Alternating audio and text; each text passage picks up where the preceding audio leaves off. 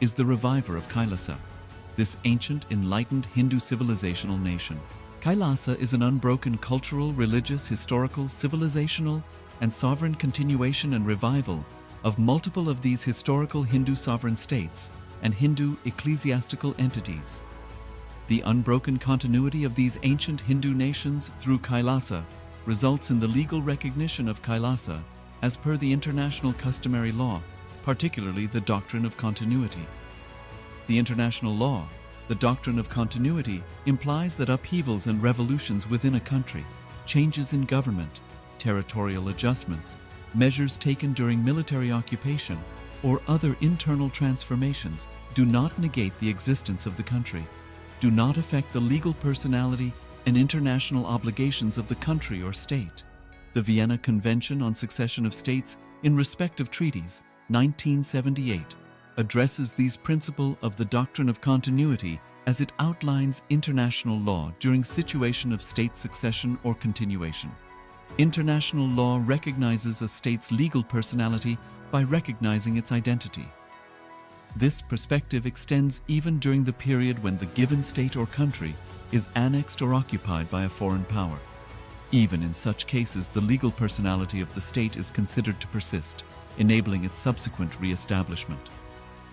Historical examples dating back to the 18th century include cases like Portugal and Genoa that were re-established after the Vienna Congress of 1815.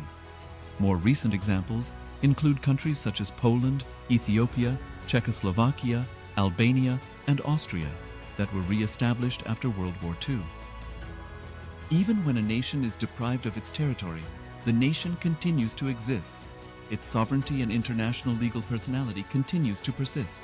The Dalai Lama, as the spiritual and temporal leader of Tibet, exemplifies this principle. In 1959, the Dalai Lama was exiled and forced to flee. Despite the challenges faced, the Dalai Lama continues to advocate for the preservation of Tibetan culture and garners worldwide support for Tibetan autonomy on the global stage. Similarly, from 1309 to 1376, the Pope of Catholicism had been in exile in Avignon.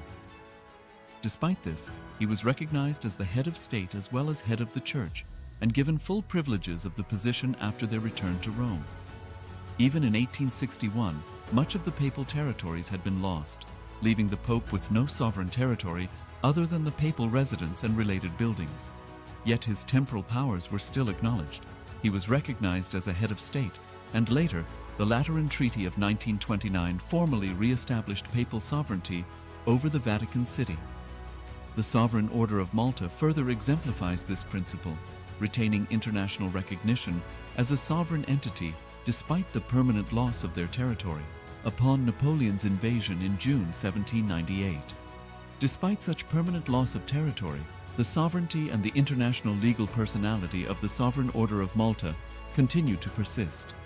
Much later in 1894, the order settled in Rome and acquired two properties, the Magistral Palace and the Magistral Villa that received extraterritorial status. Today, the order maintains diplomatic relations with 112 countries, issues its own diplomatic passports, currency, stamps, and vehicle registration plates, and has been granted observer status in the United Nations. All these examples of state re-establishment illustrate the principle of continuity of states, as per international law, that a state's legal personality persists over time. A nation continues to exist even after a complete loss of territory. A far more striking example is of the oceanic countries, which are under the threat of their entire nation being drowned and submerged due to rising sea levels owing to global warming. In response to such existential threat of climate change, Pacific Island nations, including Tuvalu, have enacted constitutional amendments and made international declarations affirming that their nation and their sovereign rights will continue to persist, despite their entire territory being lost to the sea. This proactive stance is highlighted in the Constitution of Tuvalu Act 2023 and the Pacific Islands Forum Declaration of 2021. The Supreme Pontiff of Hinduism, Bhagavan Sri Nithyananda Paramashivoham, through the line of succession is the present 203rd Emperor of the Hindu Sovereign Kingdom of Surangi Samrajya.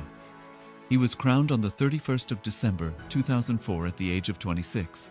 Thus, by very same principles of the doctrine of continuity, through which the international legal personality of Portugal, Genoa, Poland, Ethiopia, Czechoslovakia, Albania, Austria, Vatican, Tibet, Sovereign Order of Malta, and several other nations has been recognized despite having undergone a period of exile, annexation, occupation by a foreign power, or despite loss of territory.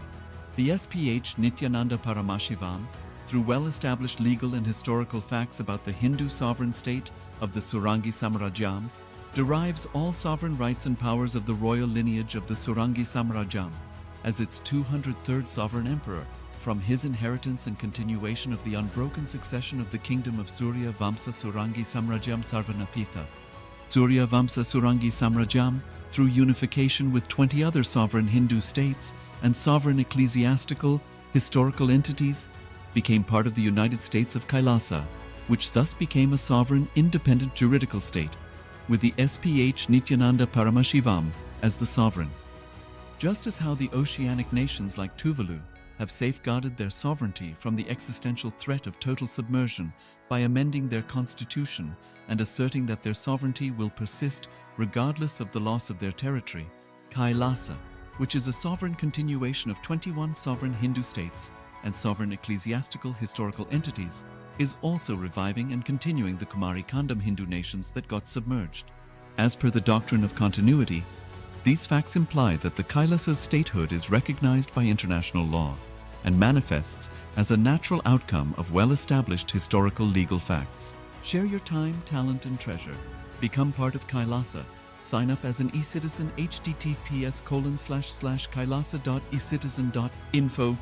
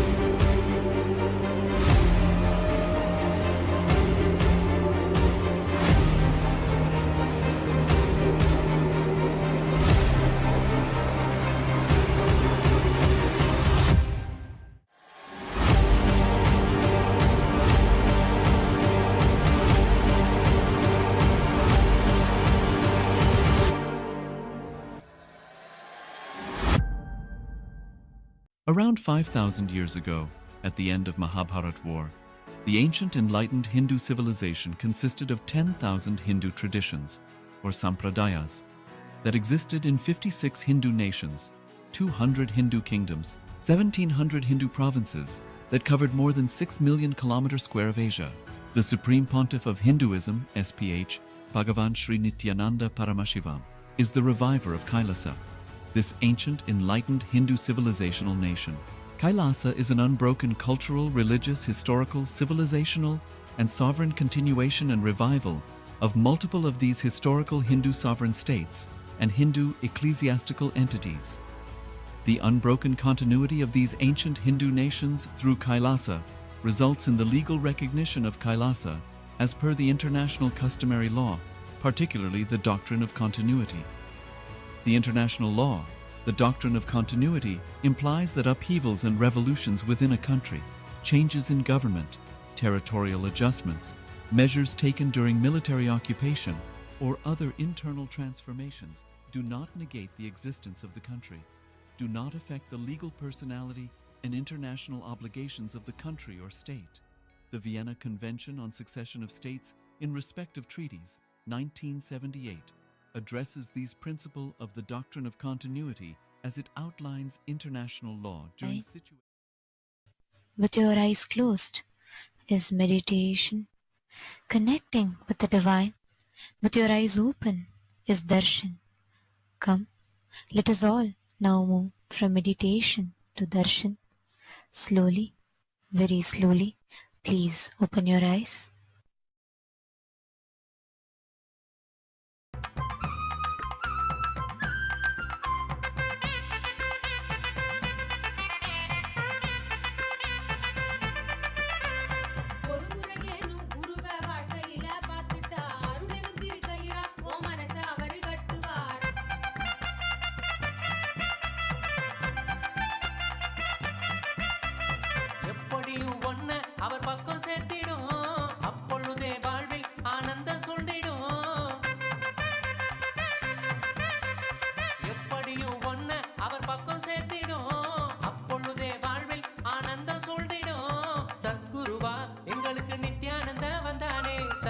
ஞானத்தை ஞானமெனும் யுக்தியாக தந்தானே.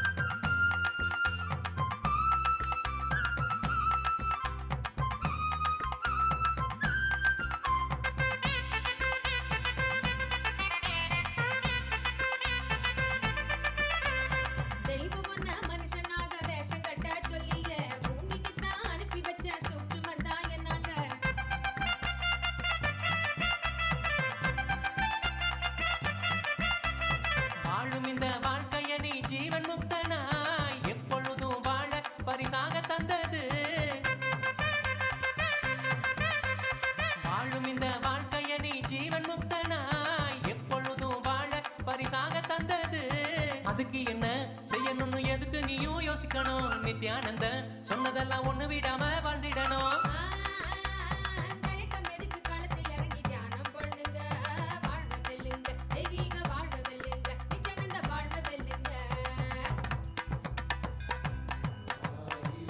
சிரசினை கொண்டு அருந்தரும் சிவனே போற்றி.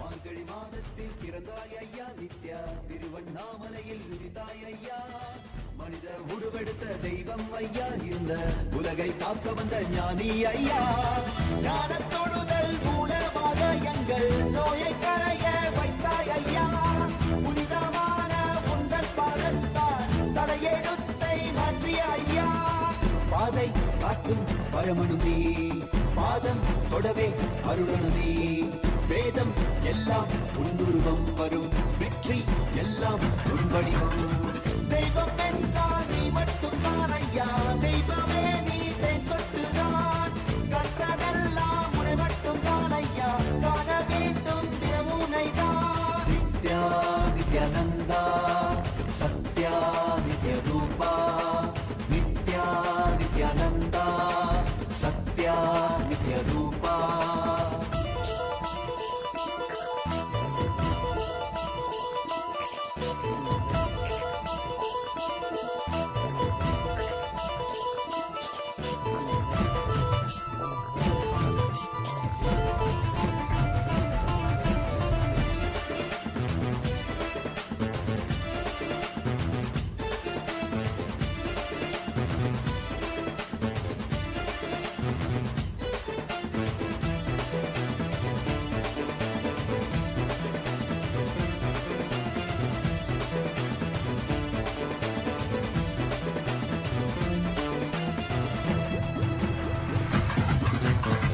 ஆயிரம் கண் கொண்டு பார்த்திருப்பாய் மனிதன், அவளும் எல்லாமே தீர்த்து வைப்பாய். நித்யனே நித்யனே நித்யானந்தனே,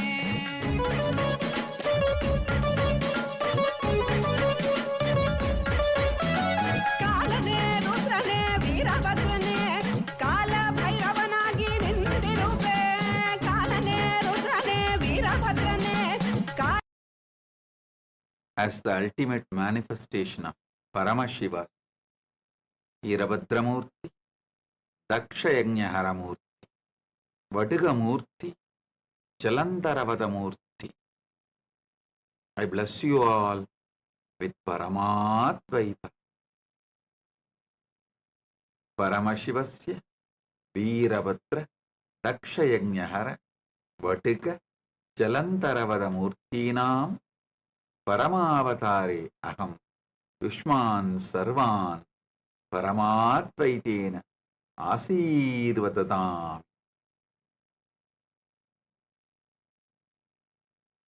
பரம்பொருளின் பரம வெளிப்பாடுகளான பரமசிவ பரம்பொருளின் பரம வெளிப்பாடுகளான வீரபத்ரமூர்த்தி, தக்ஷயஜ்ஞஹரமூர்த்தி, படுகமூர்த்தி, ஜலந்தரவத மூர்த்திகளாக உங்கள் அனைவருக்கும் பரமாத்வைதத்தை அருளி ஆசீர்வதிக்கின்றேன்.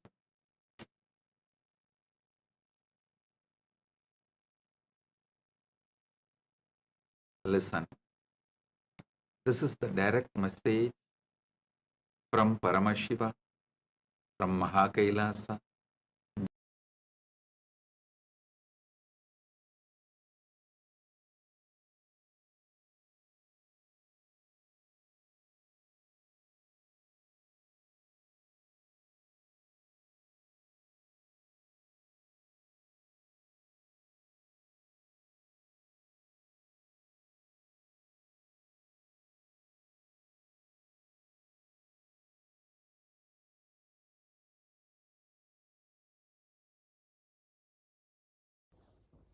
Nithyanandam. Today, on this auspicious day of the Paramashivoham,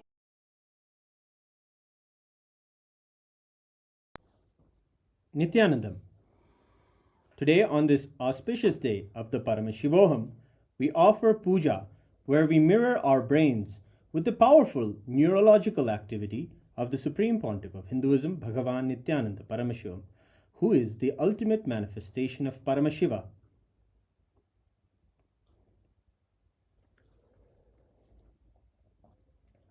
Om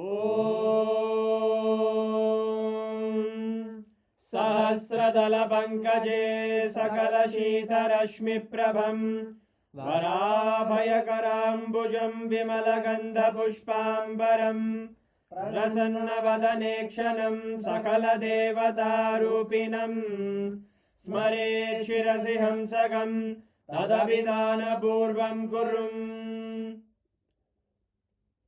Atadhupaha Om Dhurasi Dhurvadhurvantam Dhurvatayosman Dhurvaditam Dhurvayam Vayam Dhurvamasvam Devanamasidaspidamam Vapridamam Jushtadamam Mannitamam Devautamamagritamasi Havirdanam Trigum Hasvamakvaha Vitrasya Svajakshusha Prekshirma Virma Samvikramatvaigam Vishum Shri Sarvadeva Devi Swarupaya Bhagavate Shri Nithyananda Paramashivaya Namaha Dhuvamagrapayami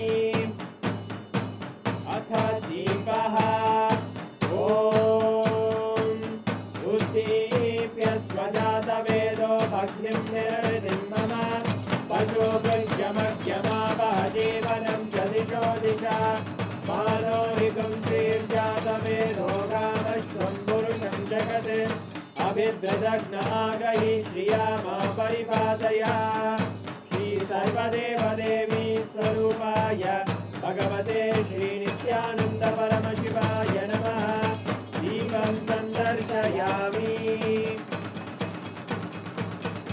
Athanaivedyam Om Madhuvadartayate Madhuksharanti Sindavaha Madhvina Santoshati Madhulakta Mudoshati Madhumatpati Vadumrajaha Madhuryorasunapita Madhumano Vanaspate Madhubagum Astu Suryaha Madhvirgavo Bhavantunaha Madhu Madhu Madhu Shri Sarvadeva Devi Swarupaya Bhagavate Shri Nithyananda Paramashivaya Namaha Naivedyam Nivedayami Naivedyanantaramashamanam Samarpayami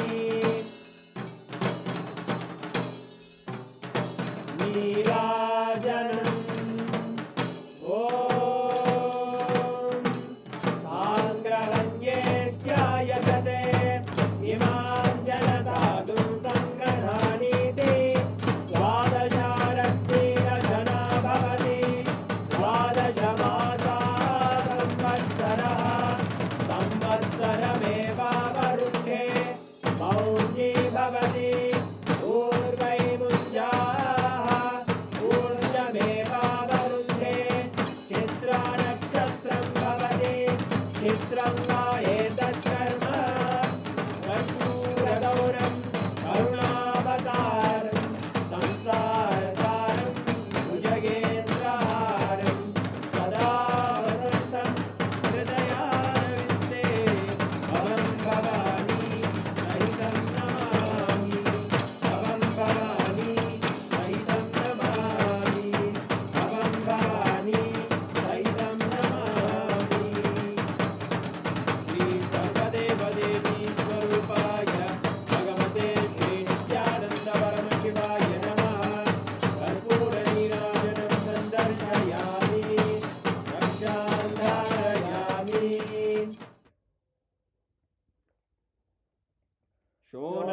जगदीशावताराय ज्योतिस्तंभस्वरूपिणे श्रीकैलासप्रधानाय नित्यानन्दाय मङ्गलम् तत्त्वज्ञानप्रदाताय नित्यानन्देश्वररूपिणे श्रीकैलासप्रधानाय नित्यानन्दाय मङ्गलम् मूलप्रकृतिरूपाय परमशिवशक्तिस्वरूपिणे श्रीकैलासप्रधानाय नित्यानन्दाय मङ्गलम् दण्डत्रिशूलहस्ताय कालकालस्वरूपिणे श्रीकैलासप्रधानाय नित्यानन्दाय मङ्गलम् आदिपूज्याय देवाय सकृत्पूर्णत्वरूपिणे श्रीकैलासप्रधानाय नित्यानन्दाय मङ्गलम्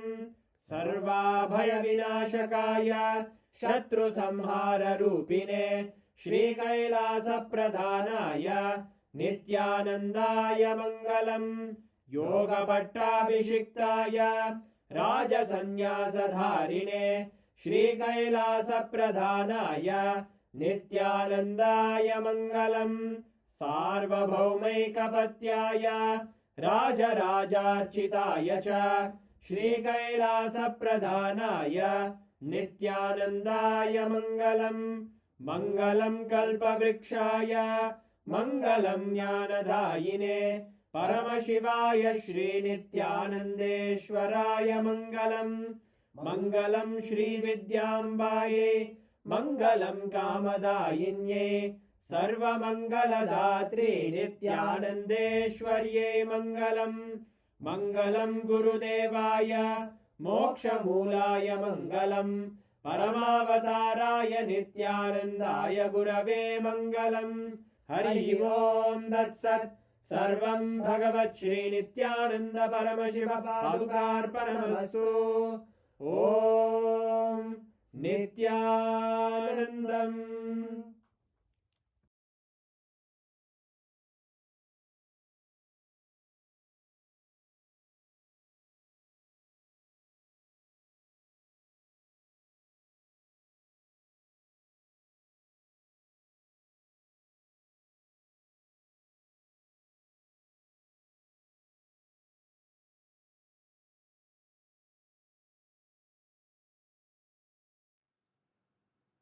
I'll give you a simple understanding about life. Continuously, all over the world, in almost all religions, all philosophies, this one question is everything happening is predestined, or everything happening is out of free will? This question, all philosophies try to analyze this question, whether it is Hinduism and different branches of Hinduism,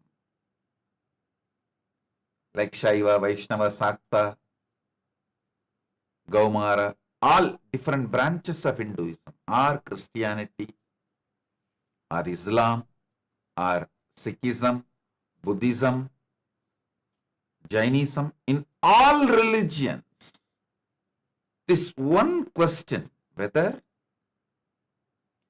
everything happens in our life as our life, is it predestined or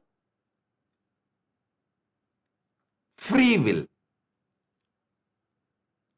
Always the answers have been given to prove everything is predestined or everything is out of our free will. Science tries to show everything is out of our free will. All religions try to show everything is predestined or God's will. three different answers: predestined,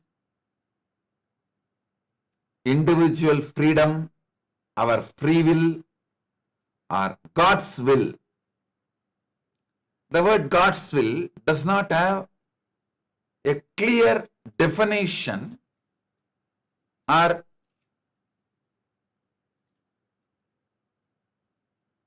ability to establish that there is a clear God's will which can be established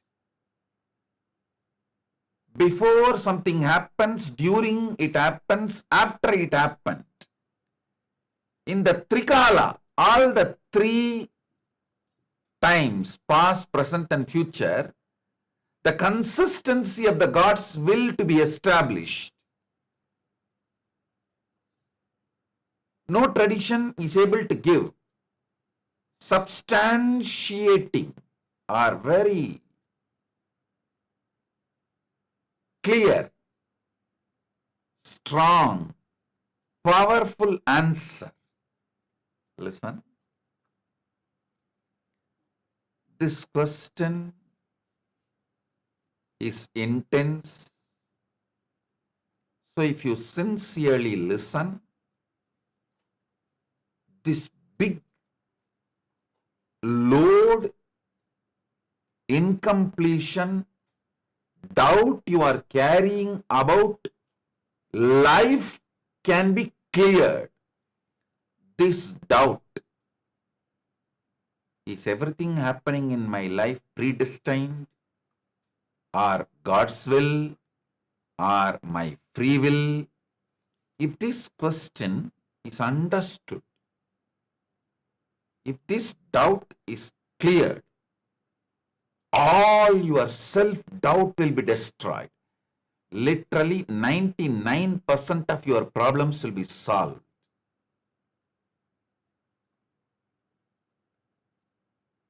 Not only Paramashiva, ultimate moksha, you can achieve anything you want in the outer world, inner world and the higher worlds. All three levels. So understand the exact truth, ultimate truth I am revealing. Your life, what is happening inside you, outside you, for you, by you, all this is neither predestined, nor free will, nor your free will, or God's will. Please understand, it is not predestined. It is not your free will. It is not God's will. Let me make it very clear. There is something called super-determinism. I'll give you the example of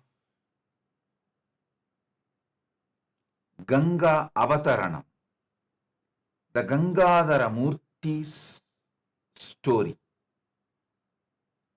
See, Ganga coming to planet Earth and washing away the sins of Bhagiratha'S ancestors. Is it predestined? Is it His will? Is it God's will? If you analyze, the answer is no. It is neither predestined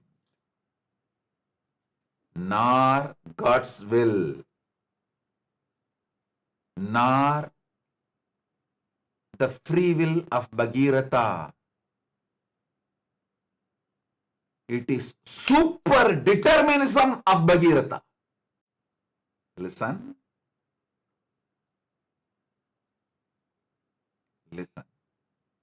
We can't say it is predestined, because if it is predestined, Bhagiratha does not need to go through so much. We can't say God's will, because even after Brahma released Ganga from his Kamandalu,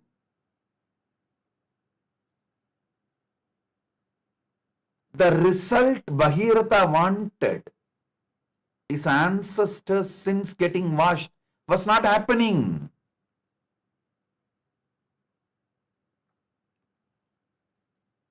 Even after Paramashiva received Ganga and released Ganga, even after Paramashiva released Ganga, it was not happening. Jannu Maharshi just swallowed the whole Ganga, because when she was flowing, it seems she disturbed Jannu Maharshi's tapas. He just swallowed the whole Ganga. Is it individual will of Bhagiratha? No. Because he needed to do tapas to Brahma and receive his blessings to release Ganga. Then he needed to do tapas towards Paramashiva to hold Ganga on his head. Then he need to again do tapas to Paramashiva to release Ganga in a controlled way. The first dam built for a river is Shiva Jata. Shiva Jata is the first dam for river.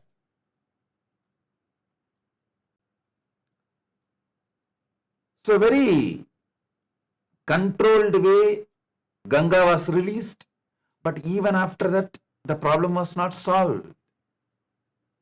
He has to do tapas towards Jannu Maharshi and ask him to release Ganga. So understand, life is super-determinism. Life is not free will. Life is not predestined. Life is not even God's will.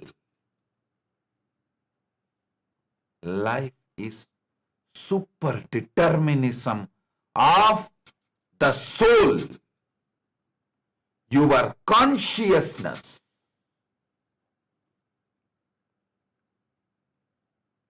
Life is super-determinism of your consciousness.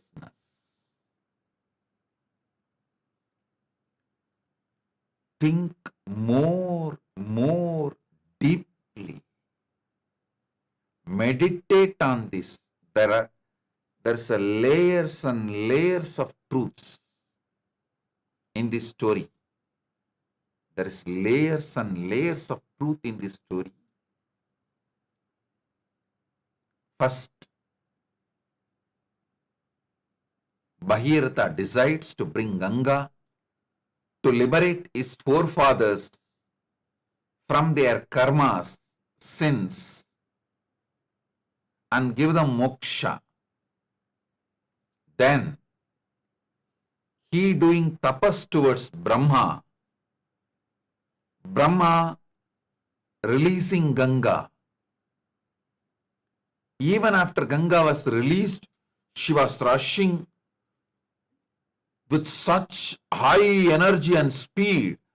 All the vertical zones on her way from Brahmaloka, when she was coming, she was literally destroying all the vertical zones.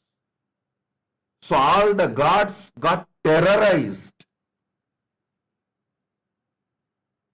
That whole Samasta Srishti, the whole creation, may be destroyed. The Mahapralaya may happen if Ganga lands from Satyaloka through all the vertical time zones, from Satyaloka to Tapoloka and all the vertical time zones. The frightened, terrorized Bhagiratha again starts tapas towards Paramashiva. And Paramashiva says, okay, all right. He receives the Ganga on his jata. That's a Gangadhara Murthy. But then Ganga is stuck in his jata. Bhagiratha needs Ganga to come to planet Earth. So the ancestors of Bhagiratha are liberated.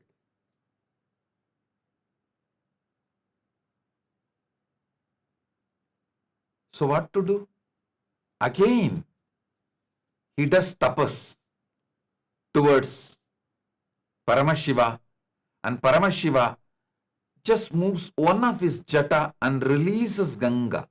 Ganga Visarjana Murthy. He manifests as Ganga Visarjana Murthy. And again, when she was coming to planet Earth, the way she was flowing, excited, from Maha Kailasa to this Bhuloka Kailasa, from Bhuloka Kailasa to Manasarovar, from Manasarovar towards the Bhumi, the Bharata Varsha. On the way, she knowingly or unknowingly disturbed the Jannu Maharishi's tapas. So Jannu Maharishi just swallowed her, drank the whole thing.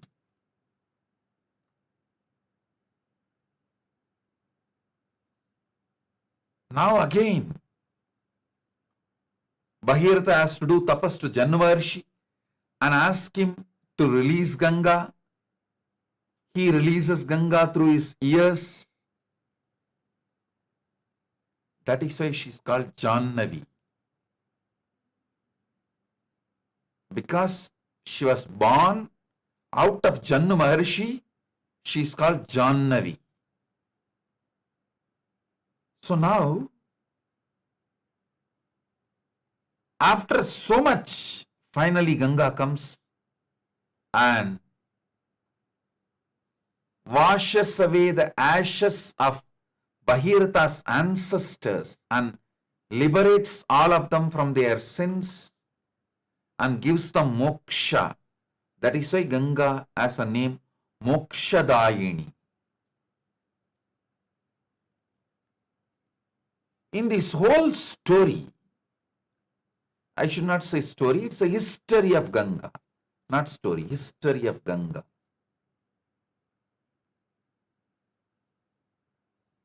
The truth, the reality of Ganga is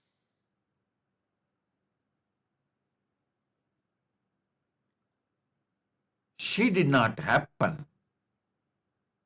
because of predestined, the predestination. No, she did not happen because of God's will. No. Brahma sent her. Brahma sent her from his Kamantalu. But that is not enough. She did not happen out of free will of Bhagiratha. No. She happened out of superdeterminism of Bhagiratha. I'll tell you what is the difference between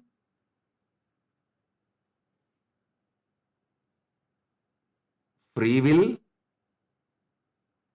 God's will, predestined, and superdeterminism.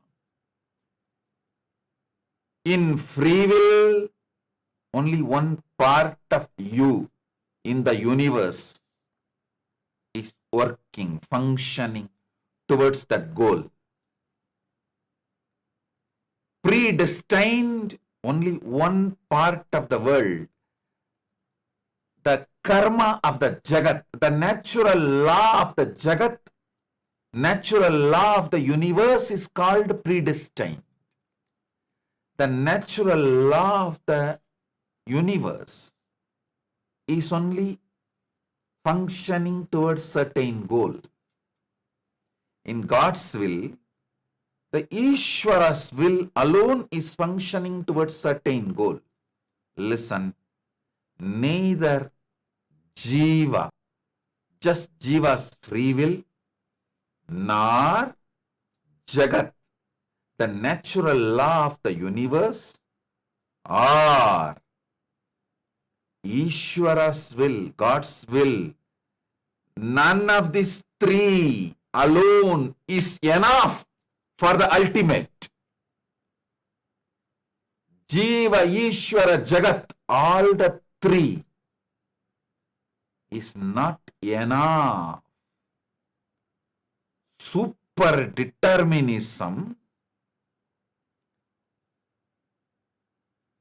is the will, Atma Shakti, which comes out of the Paramadvaita cognition. All three in core is one and the same.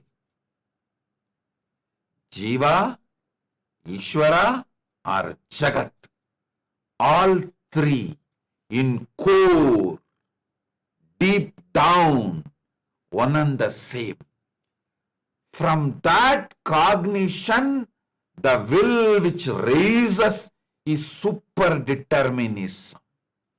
Only that can make all three manifest life for you.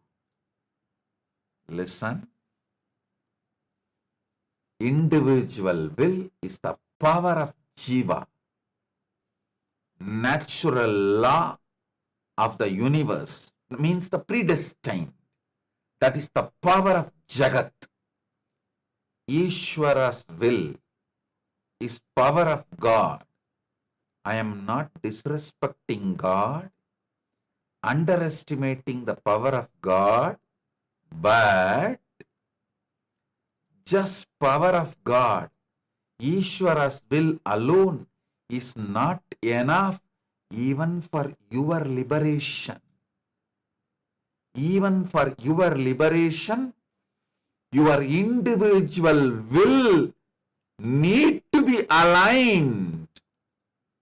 If just God's will alone is enough to give you liberation, He would have given just like that. People come and ask me, Swamiji, if God is doing everything, why is He not liberating me? Why is He not giving me moksha? Hey, understand. I am revealing the cosmic secret, universal secret. You guys continuously gossip about national secret, state secret, Victoria's secret, so many big great secrets you talk about. I am revealing the ultimate secret. Life is neither predestined. The natural law of the universe.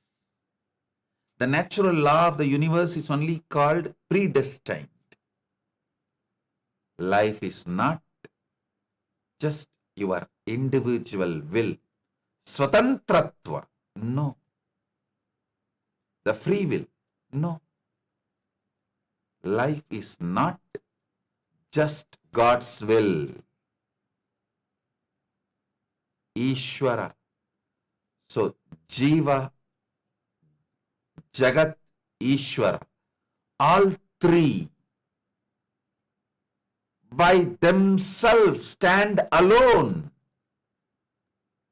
does not manifest life, constitute life, resolve the question, doubts, the fundamental doubts about life.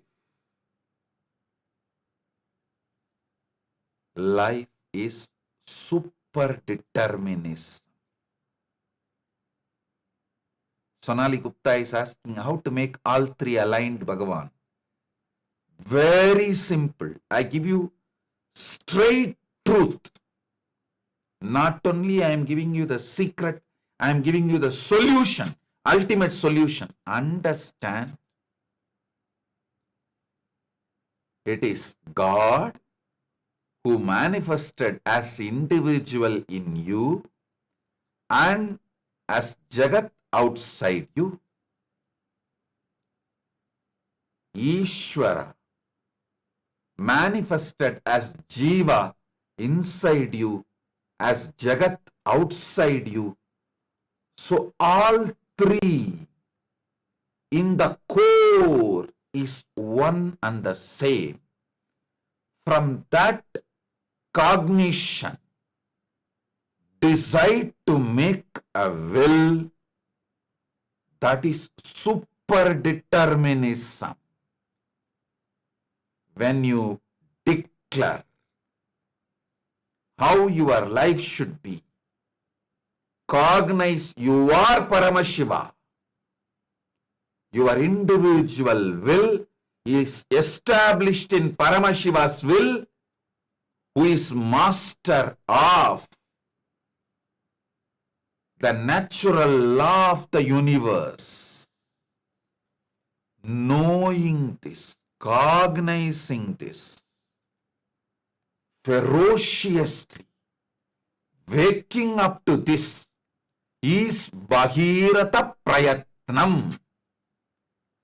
The tapas of Bhagiratha.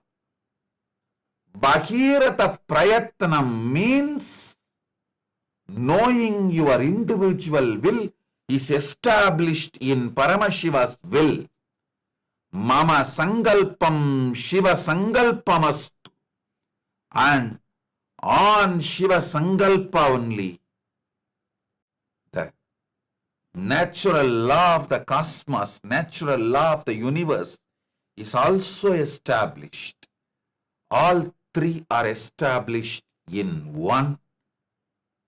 Knowing that is Paramadvaita. From that knowledge, when will evolves, it is called superdeterminism.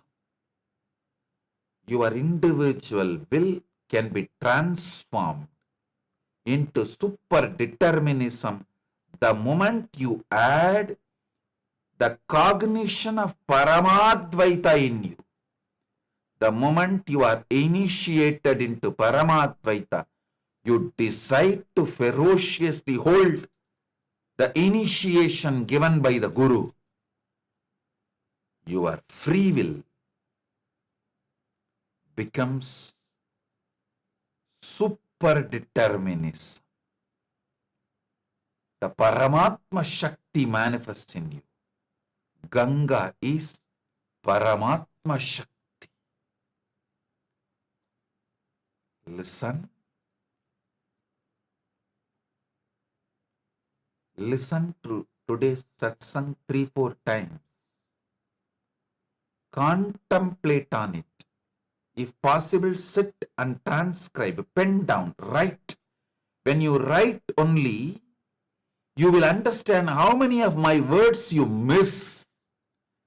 That is why I insist on always transcribing the satsang. So you will be made to listen 2-3 times.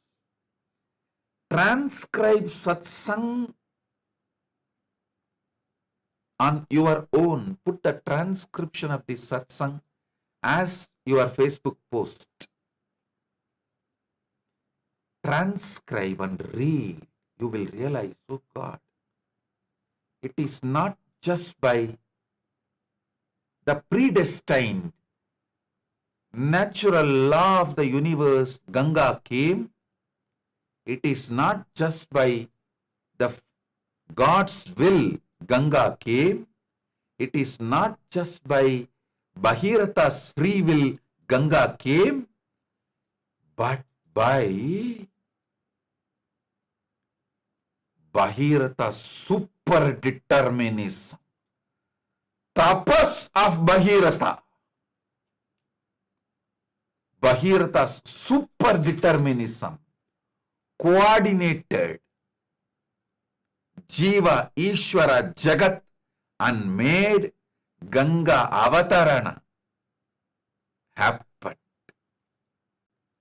Ganga Avatarana happened through the Paramadvaita superdeterminism of Bhagiratha manifesting through free will of Bhagiratha, Shiva Sankalpa, God's will of the Ishvara, and as the predestined natural law of the universe through all three, and made Ganga Avatarana happen. So I am repeating.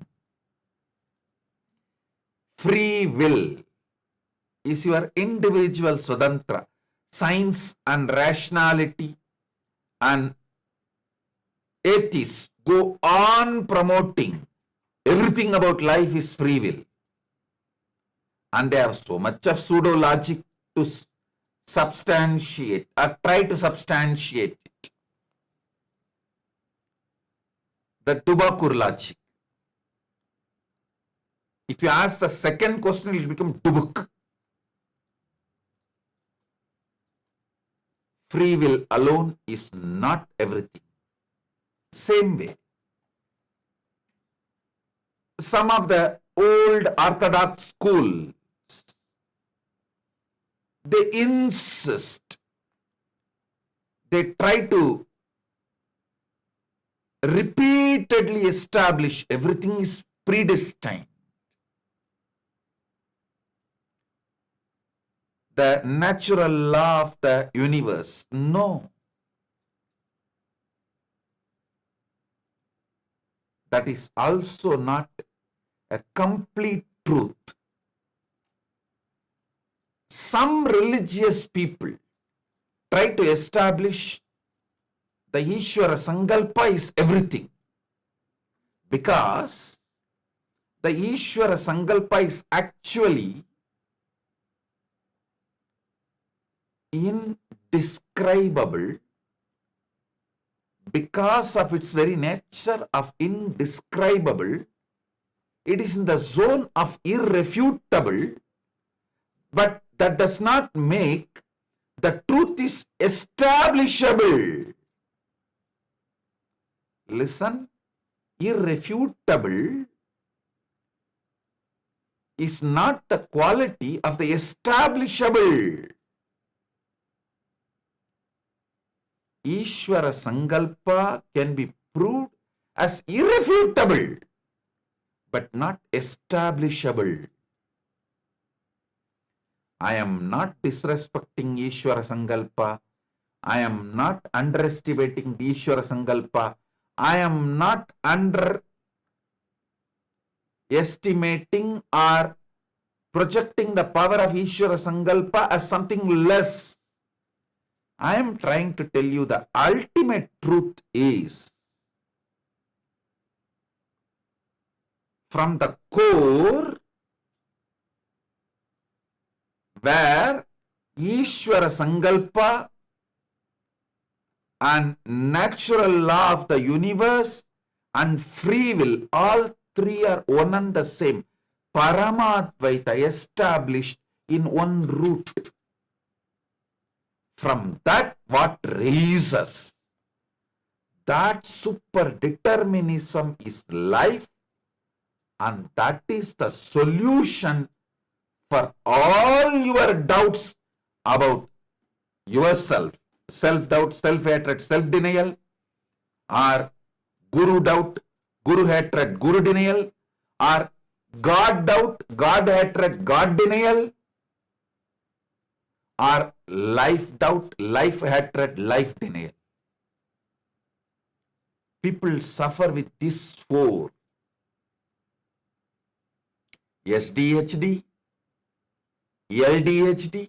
SDHD is self-doubt, self-hatred, self-denial. LDHD means life doubt, life hatred, life denial. When a doubt raises and it does not get solved continuously, it evolves into a hatred. And even in the level of hatred, if the doubt is not solved, it evolves into denial.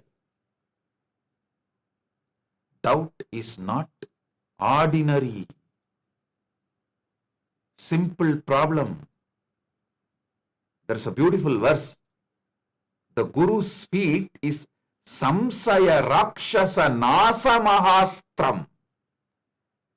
Samsaya, doubt, is described, equated as a Rakshasa, demon, devil, Satan.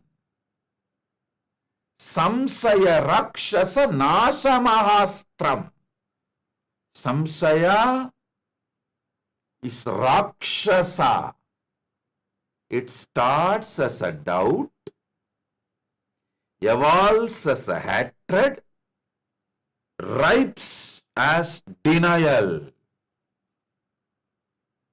You suffer with 4 levels of doubts. SDHD, self-doubt, self-hatred, self-denial. LDHD, life-doubt, life-hatred, life-denial. GDHD, God-doubt, God-hatred, God-denial. And one more GDHD, Guru-doubt, Guru-hatred, Guru-denial.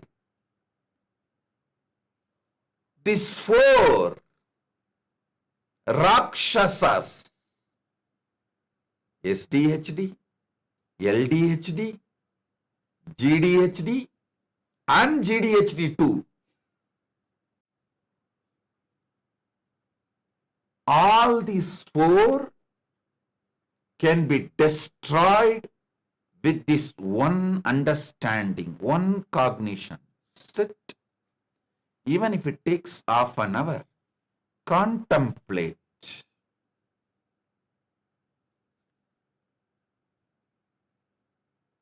This ultimate truth, which Guru gives you as an initiation.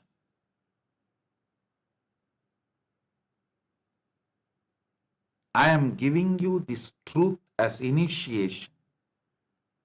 In the core foundation of the existence, you, your free will, individual soul, Jiva, God, the Ishvara, Shiva Sankalpa, and Jagat, the natural law of the universe, Jagat, all the 3 are established, rooted, centered in the same source of the existence.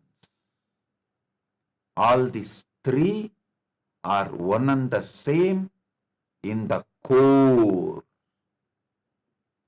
Cognize this, and from that cognition, manifest yourself. That is called superdeterminism. In that superdeterminism, all the 3, individual will,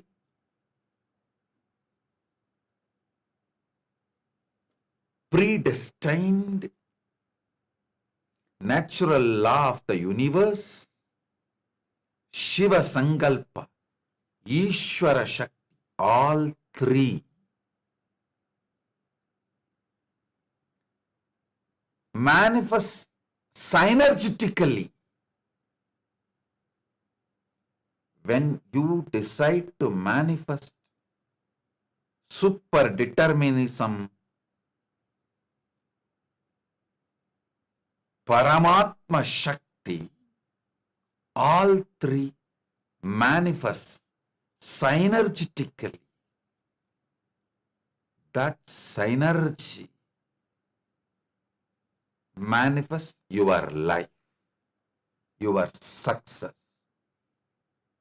If you are going for a business meeting, sit and cognize the Paramadvaita Satya, Jiva, Ishvara, Jagat, all three are one and the same and established in the same source of existence. I am that Paramashiva. I am that cosmos. I am that universe in which all the three are established. From this, I make the superdeterminism. From this, I manifest what I want to manifest. You will see the synergy of Jiveshwara Jagat, Jiva, Ishvara and Jagat manifesting in you and making your life. Every time you manifest superdeterminism, you will see success. Every time you see success, your SDHD, self-doubt, self-hatred, self-denial, LDHD, life-doubt, life-hatred, life-denial, GDHD, God-doubt, God-hatred, God-denial, another GDHD, Guru-doubt, Guru-hatred, Guru-denial. All these four gets burnt away. All these four loses its power over you, its grip over you. Samsaya Rakshasa gets destroyed. Samsaya Rakshasa loses its grip over you. Again and again and again, bring the superdeterminism. Listen, Bhagiratha did not manifest superdeterminism in the first effort of his tapas towards Brahma itself.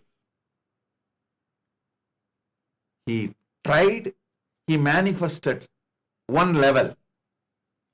Then he tried with Shiva, he manifested next level. Then again he tried towards Shiva and manifested next level. Then again he tried with Janu Maharshi and manifested next level.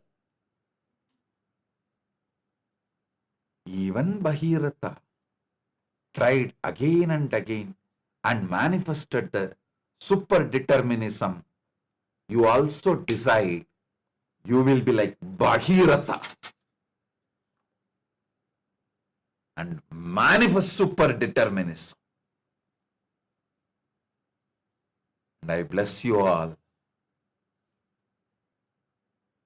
As the direct descendant of Bhagiratha, all of you should know, Bhagiratha was the king of Surya Vamsa.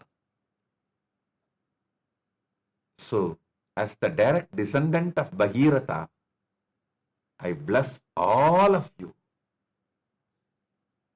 and all. Bhagiratha Prayatna Paramatmashakti Praptirastu. Paramatmashakti Praptirastu. Paramatmashakti Praptirastu.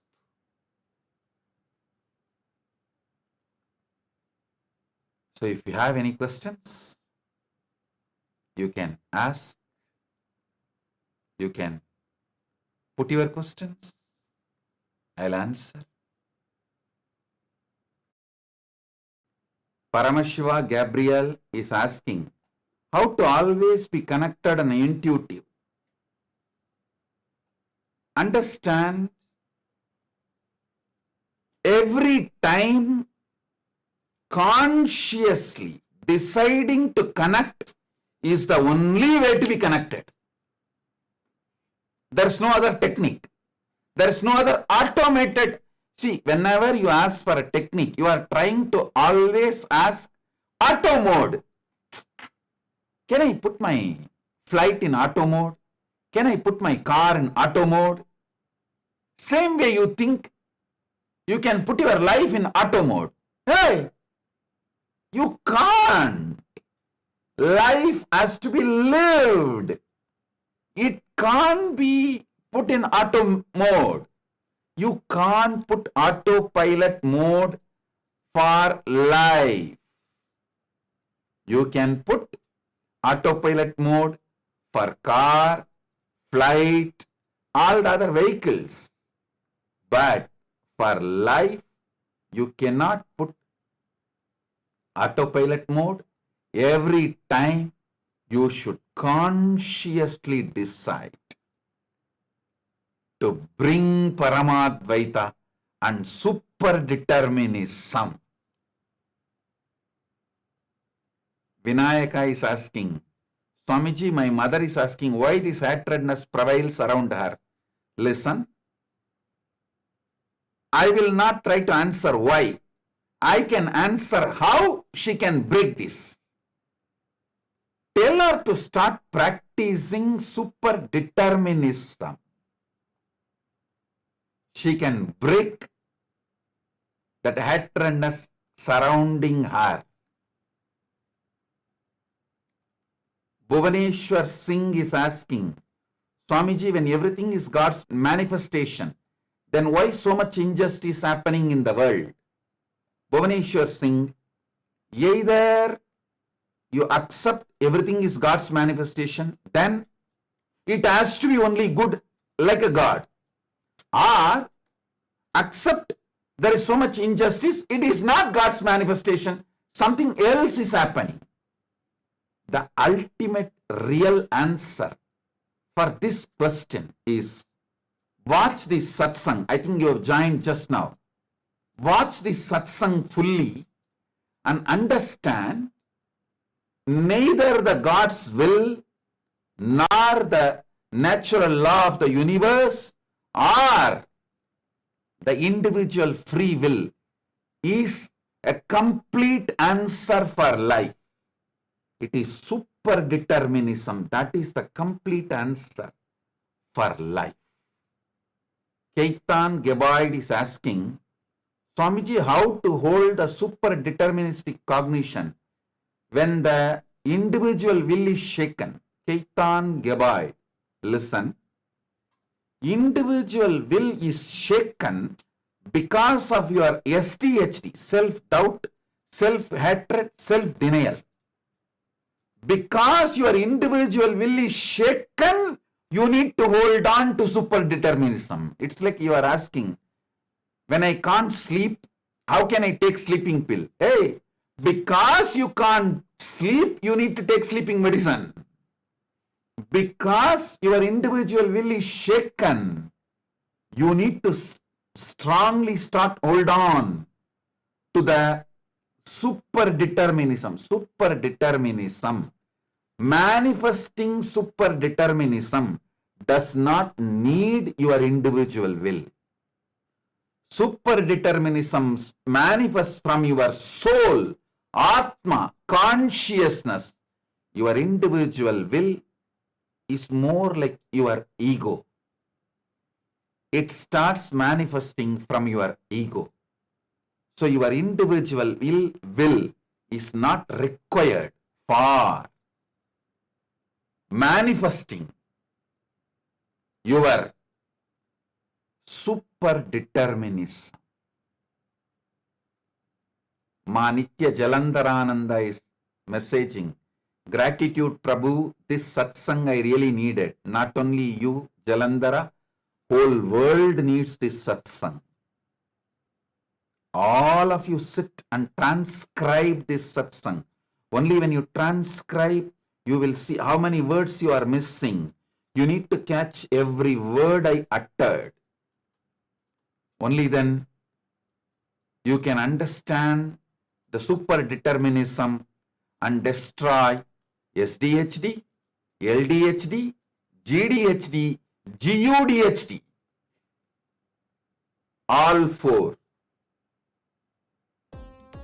Nithyananda.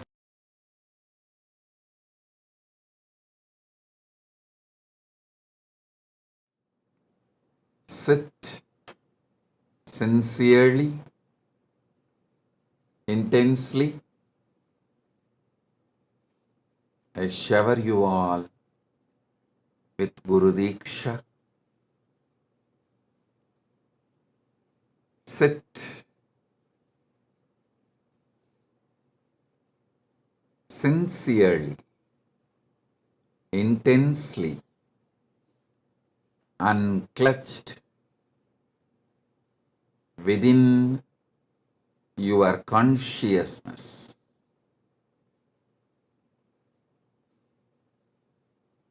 Paramashiva will shower Shaktipada in you now.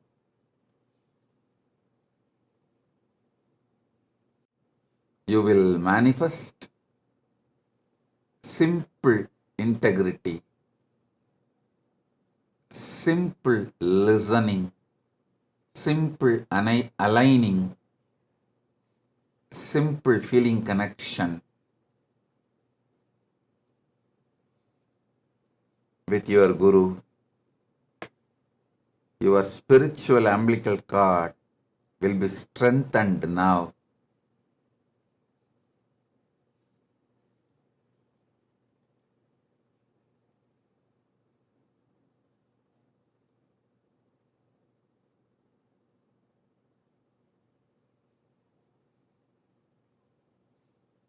Today is the most auspicious day. The collective negativity, Rakshasa, demonic, satanic, Asuri Shaktis committed suicide, destroyed themselves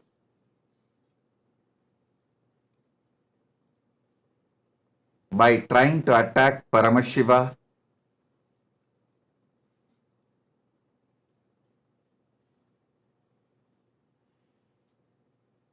And Paramashiva gave Jivan Mukti to this whole universe.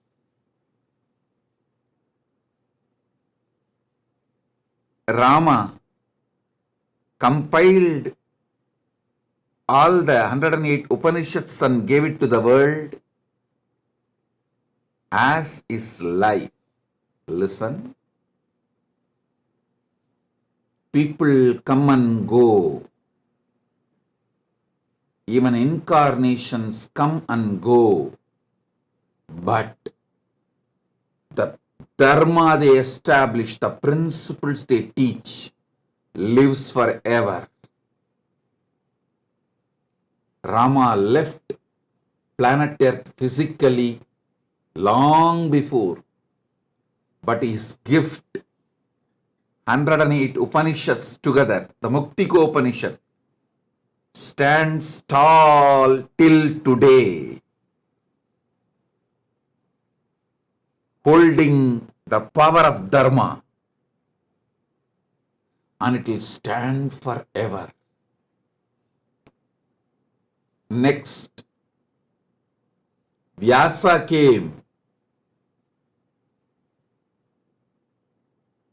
He compiled Vedas and Agamas and Puranas, gave Brahma Sutra. He left planet Earth, but his message lives till now and it will live forever. Krishna came, gave the essence of Veda, Agama, Upanishad, Purana as Bhagavad Gita. Even when time came, he left the planet Earth physically. I wanted to make it clear. Rama, Vyasa, Krishna, all of them left only physically. They have not left the planet Earth forever. Physically they left. They are even now available spiritually.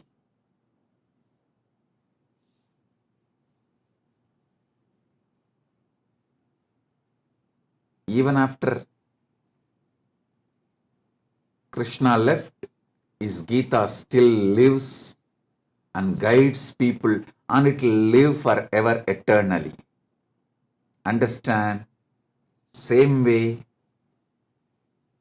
even after a long time of my physical existence, this Jivan Mukti, this book Living Enlightenment, I should not even call it as a book, I should call it as the energy landed on the planet Earth as Jivan Mukti, Living Enlightenment, will continue to guide all of you forever. So understand,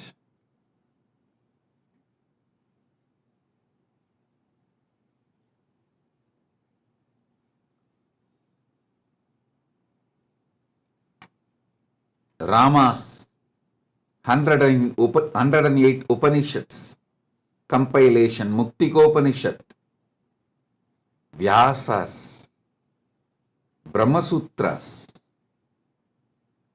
Krishna's Bhagavad Gita, how they eternally guide the universe towards the ultimate. Same way, Paramashiva's gift, this Jivan Mukti, Living Enlightenment book, will be here for eternity and guide the humanity forever. Thousands of commentaries, Bhashyas, Bhashya on Bhashya, Vartikas, Bhashya on Vartika, Tika, all this happened for Upanishads, Brahmasutra, Bhagavad Gita, but all three of them are still fresh.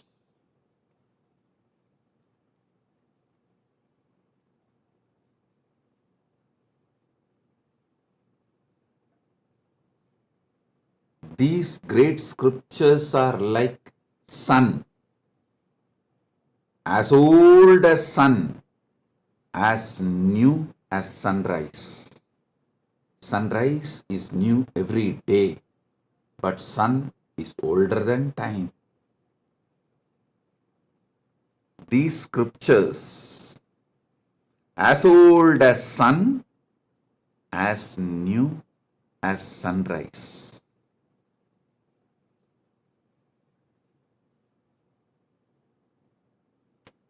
So many commentaries are written.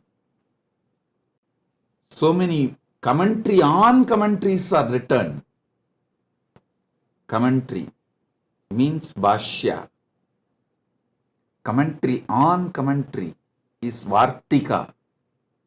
Commentary on the commentary of the commentary is Tika. Each Acharya in Sanatana Hindu Dharma has to write commentary on this Prasthanatraya, these three books, to establish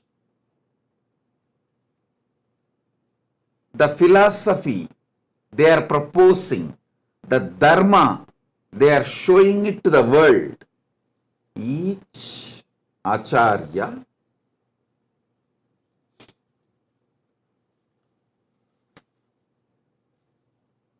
whether Shankara, Ramanuja, Madhva, or before all these three of them, Srikanta Shivacharya, all Acharyas, they have to write Bhashya, commentary on these three books, to establish the path of enlightenment they are showing. The path to moksha they are showing. The path to the ultimate realization they are showing. The path to the Jivan Mukti they are showing. Understand? Shankara, Adi Shankaracharya writes commentary on Upanishads, Brahma Sutra, Bhagavad Gita, establishes his Advaita Siddhanta, and Ramanuja writes commentary on the same Prasthanatraya, Upanishads, Brahma Sutra, Bhagavad Gita, and establishes his philosophy, method of living enlightenment from his Atmanubhava, Atmanubhuti. Then Madhva establishes his philosophy from his Atma Anubhuti by writing commentary on Upanishads, Brahma Sutra, and Bhagavad Gita. Before all these three, Srikanta Shivacharya, he wrote commentary on Upanishads, Brahma Sutra, and Bhagavad Gita, quoting Agamas and establishing the Shiva Paratva.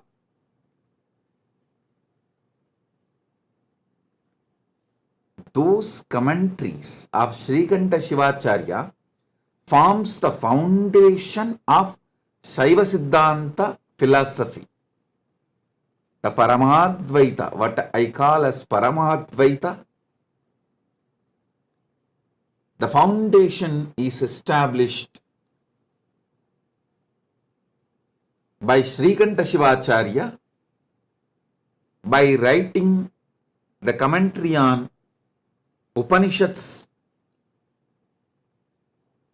Brahma Sutra, and Bhagavad Gita. Fortunately, his Brahma Sutra commentary full is still available. His Upanishad commentaries, some is lost. His Bhagavad Gita commentary also, some portion is lost. But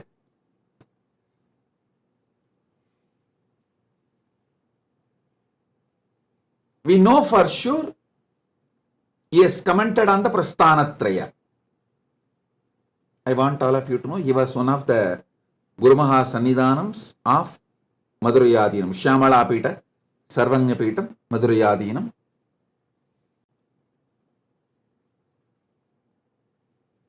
Historically, there is a document, and also there is a document to prove he was Madhurayadinam, and he wrote the commentary during his time as Jagat Guru Maha Sannidhanam. Understand? Every Acharya in later times, Bhamadi, he wrote Bhashya on Brahma Sutra. The whole Sanatana Hindu Dharma and all its sampradayas, this is the way it is established. The Prasthanatraya, 108 Upanishads compiled by Rama, Brahma Sutras compiled by Vyasa, Upanishad gifted by Krishna. These three forms the foundation, and each Acharya to show the path to the world towards living enlightenment from their Atma Anubhuti, writes a commentary, Srikanta Shivacharya or Adi Shankaracharya or Ramanujacharya or Madhvacharya or even the Kashmiri Shaivite Acharyas, Abhinavagupta, Lagulishwara, the Shaurashtra Shaivite Acharyas. Any Acharya has to write commentary for this Prasthanatraya to establish their sampradayas, to show the method of living enlightenment as per their Atmanubhuti. Understand? Now I am coming to introduce Living Enlightenment book. This Living Enlightenment book is the methodology, fundamental methodology, universal methodology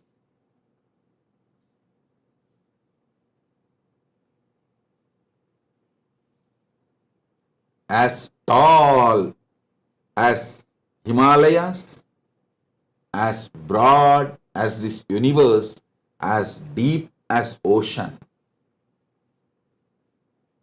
The methodology to understand Jivan Mukti, living enlightenment, experientially. That very secret code of the pure methodology, Paramadvaita, I have revealed through this Living Enlightenment book. Understand? Each Acharya revealed in their commentaries based on their Anubhuti, the methodology of living enlightenment through writing commentary for Prasthanatraya. For this age, the best way, ultimate way to manifest living enlightenment,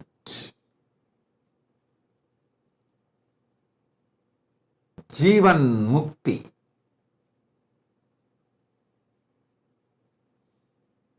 the pure truths, the core truth, the secret code of living enlightenment, Jivan Mukti, I have revealed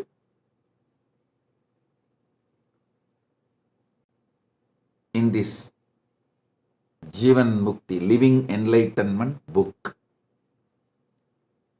If you internalize this book, make it as a lifestyle to read this book every day, you will understand the method to realize the Prasthanatrayas as it should be realized, the ultimate way. And you will know how to write commentary on Prasthanatraya based on your Anubhuti. Jivan Mukti does not make you disciple, it makes you Guru, Acharya. It makes you Acharya. It gives you the experience, Anubhuti, so beautifully, powerfully.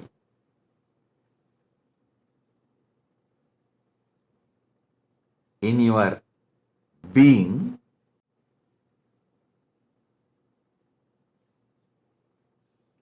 you start not only manifesting Anubhuti, you will have an understanding how to write commentary on Prasthanatraya. Understand? The key to understand Vedas, Upanishads, Agamas, Puranas, Sriti, Smriti,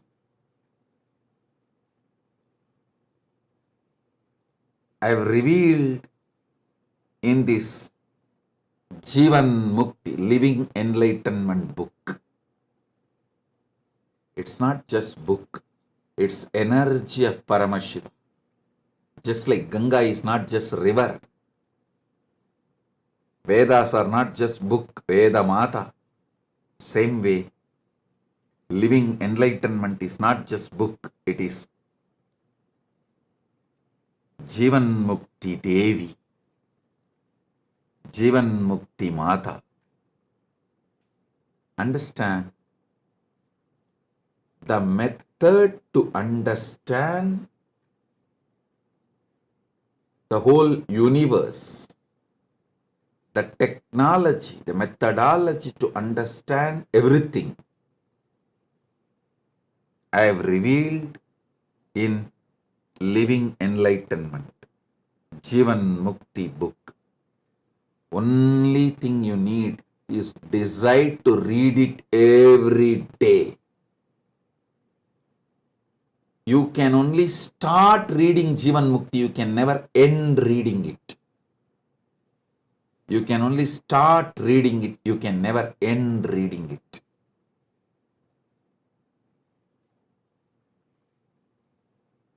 There are some things which starts, never ends. There are some things which ends but never started. There are some things which can only start, never end.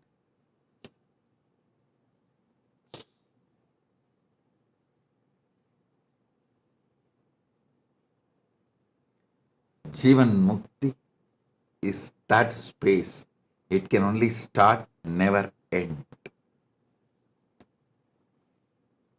Understand?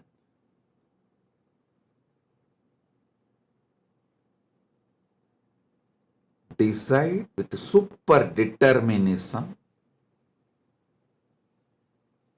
to read Jivan Mukti every day, and whenever you have a confusion, delusion, unable to decide, powerless, incomplete, feeling stuck, unable to make any decision, don't know what to do to move further, whenever you face this kind of situations, any one or all, take the Jivan Mukti, connect with me, just open the book.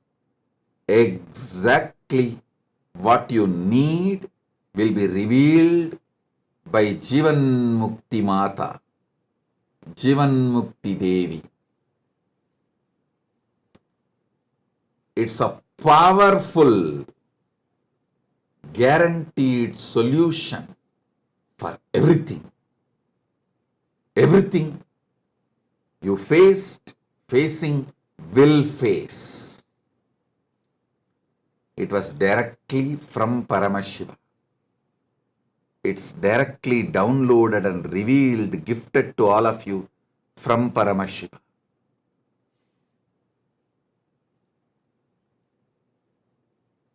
The Living Enlightenment book in more than 50 languages, available as a gift to all of you. There is a link. It's projected in your screen. You can download, read, share, print and read. You can do everything other than commercially using it. You can't print and sell. Don't exploit it commercially. Other than that, you can do everything. You can download and read. You can print for yourself. You can print for gifting. You can share this link. Listen.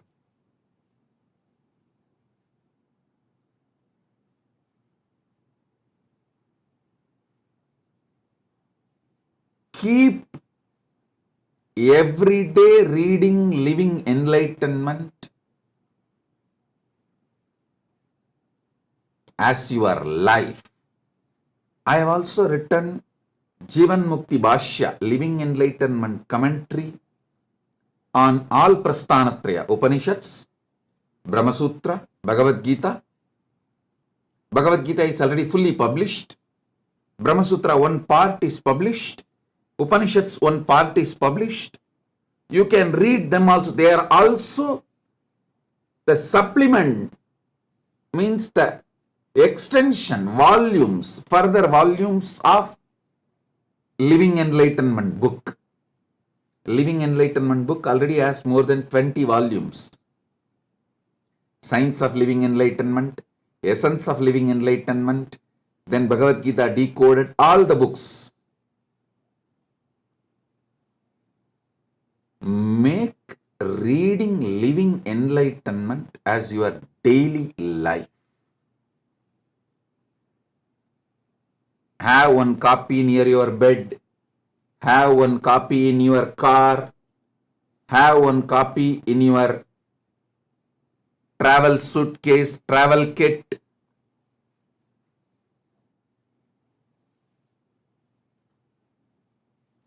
Even if you miss anything else, don't miss Jivan Mukti book. Make this as part of your life. Anything you go through, Jivan Mukti will be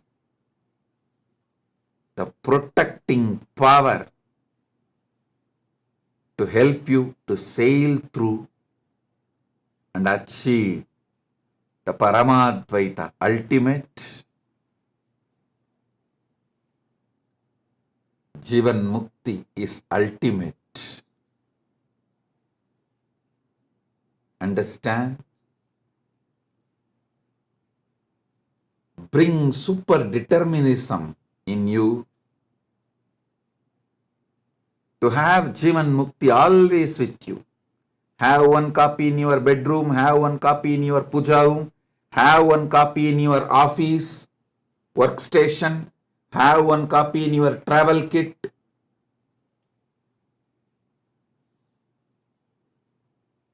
Let Jivan Mukti, living enlightenment, be your eternal companion. Jivan Mukti book is having me as your personal advisor, guide, Atma Guru, 24/7 with you. Pick up the book, connect with me, and ask the solution you need for your life right now, what you need to know right now. Ask the book and open it. It will simply tell you exactly what you need to know now at this moment. If your friend or family or team, somebody has some problem, they come to you, pick up the book, ask them to touch the book and open the book. Jivan Mukti, living enlightenment, will give precise solution for them. What they need to know, it will be revealed. Just that one book can make you ultimate resolver of all life problems.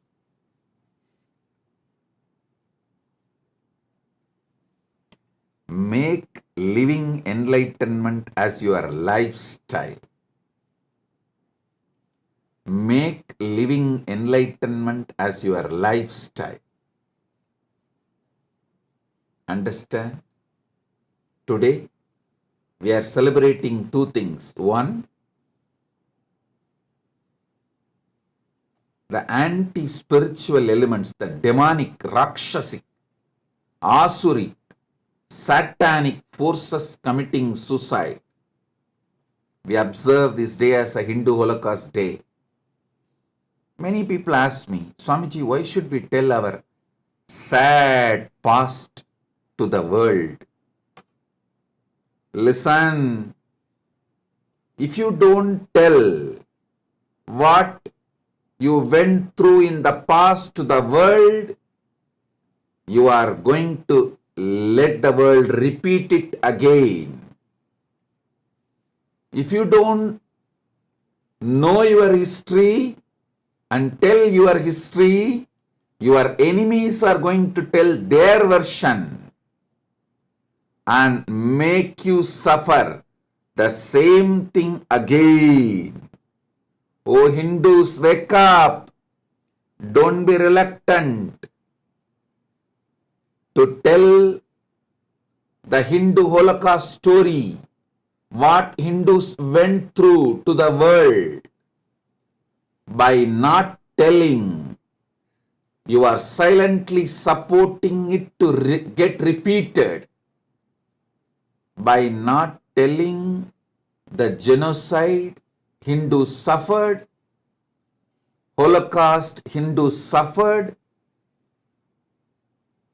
you are letting it happen again in the future. Please understand, if you don't tell the world what you went through in the past, the Hindu genocide, the genocide happened to Hindus, the persecution done on Hindus, the Holocaust done on Hindus, all the sufferings you Hindus went through. If you are reluctant to tell this to the world, to the next generation, you are silently allowing it to repeat itself in the future. Civilization which does not learn from history will not be part of the history anymore. If you don't tell your history, your enemies will tell their version of your history and even make you believe their version of your history as your history. The Hindu Holocaust was done so well organized, well planned. Even Hindus are denying it. That's the worst thing happened. Even Hindus are not waking up to what has been done to them. So every year, we should make March 2nd as the day to tell the world about what has been done to us, what has been done to Hindus. Let me repeat. The civilization which does not learn from history will not be part of the history anymore. First. Next, if you don't tell your history to the world, your enemies will tell their version of your history to the world, and after 2 generations, even you will start believing your enemy's version of your history is really your history.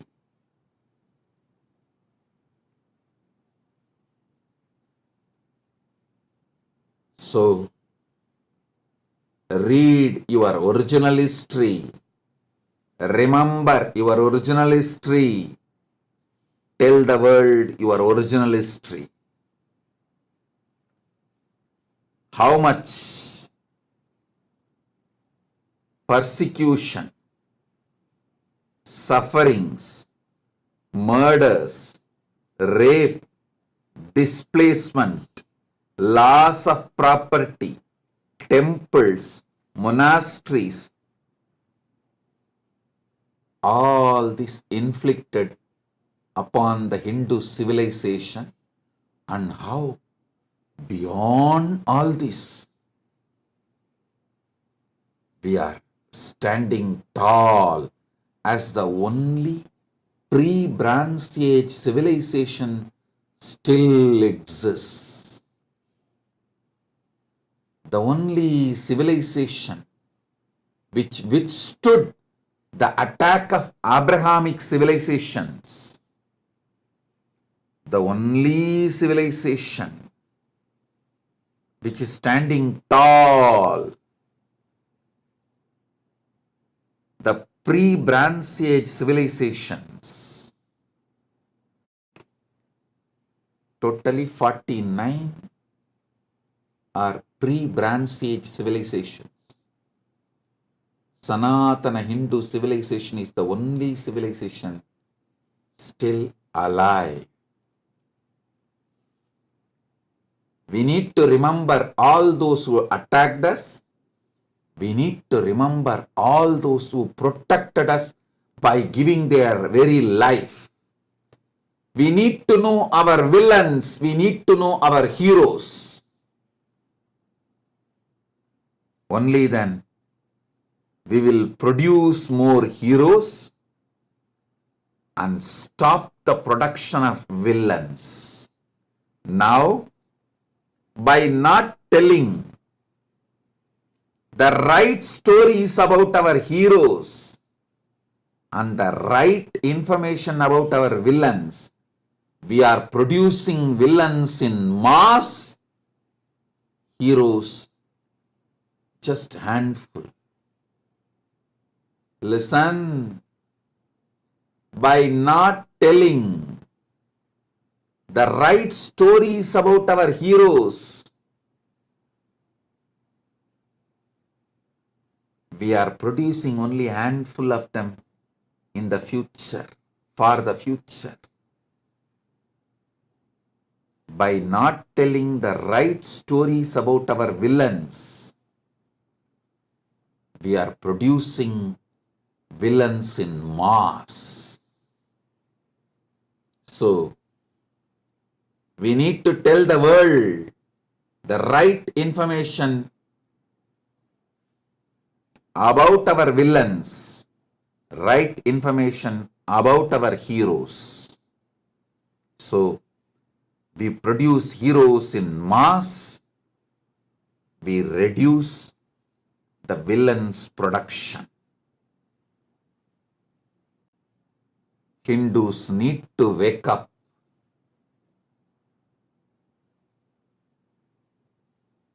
To the truth of Hindu genocide. Denying the Hindu Holocaust is creating a space for repeating it. Denying the Hindu Holocaust is creating a space to repeat it. Hindus should tell the world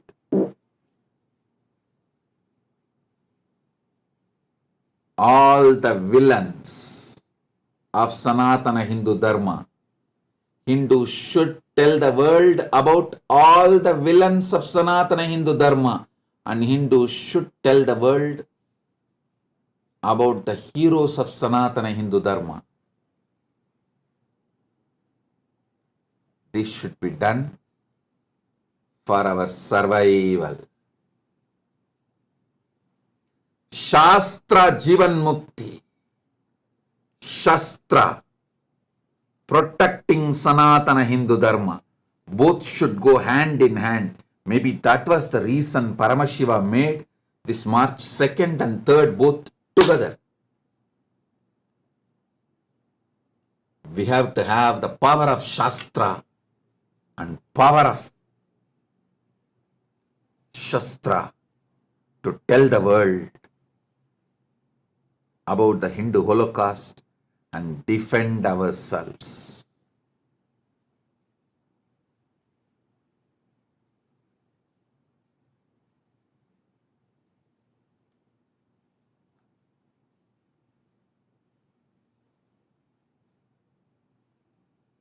Shastra does not mean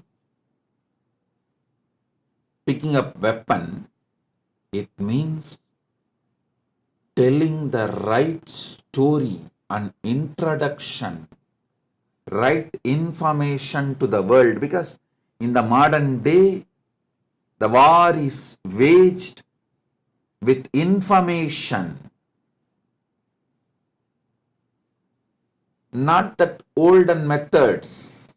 Olden methods of war is outdated. Now, it is the information age. War is waged by giving false information on Hindus.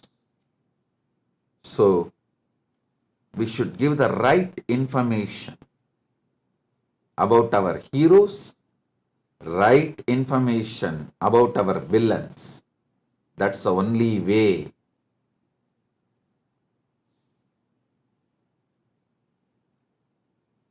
That is the only way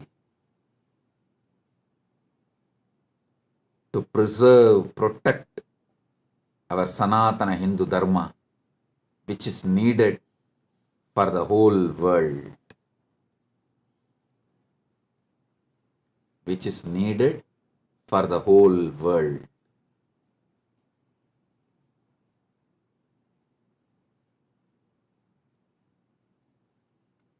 Let us tell the world the right story about Hindu Holocaust, Hindu genocide, and also tell the world about the great Jivan Mukti, living enlightenment, science of Sanatana Hindu Dharma. Living enlightenment is the answer for why we should protect Sanatana Hindu Dharma. Telling about the Hindu Holocaust to the world is the way how we can protect Sanatana Hindu Dharma. The why and how both answered on March 2nd and 3rd. So understand, essence of my today's message.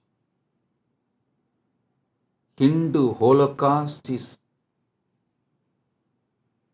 100 times more than Jewish Holocaust. I should say hundreds of times more than Jewish Holocaust. Fortunately, Jewish people started telling the world about their Holocaust, what they suffered, so it doesn't repeat. But Hindus are still not waking up by not telling the Hindu Holocaust story to the world. Hindus are creating a space for repetition. So Hindus, wake up now, tell the world the Hindu Holocaust stories. Tell the world who were our villains, who were our heroes. So Holocaust, Hindu Holocaust does not repeat. Hindu genocide stops.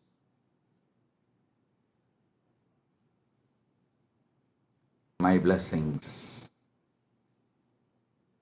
So today also we had Kalpataru and Sivadiksha program in Slovakia and Czech Republic. I bless all the participants and also all of you who are waiting with your prayers, boons. I bless all of you. Shower the ultimate on every one of you.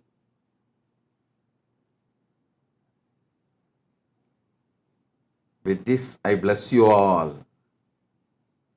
Paramashiva Padapraptirastu. Paramashiva Padapraptirastu. Paramashivatva Praptirastu.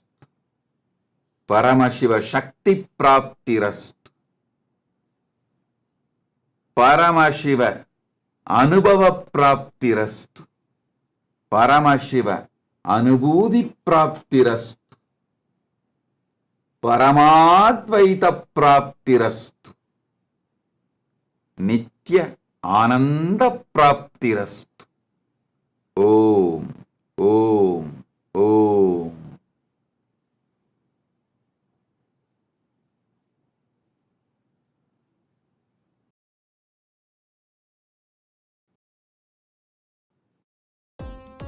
Nithyananda.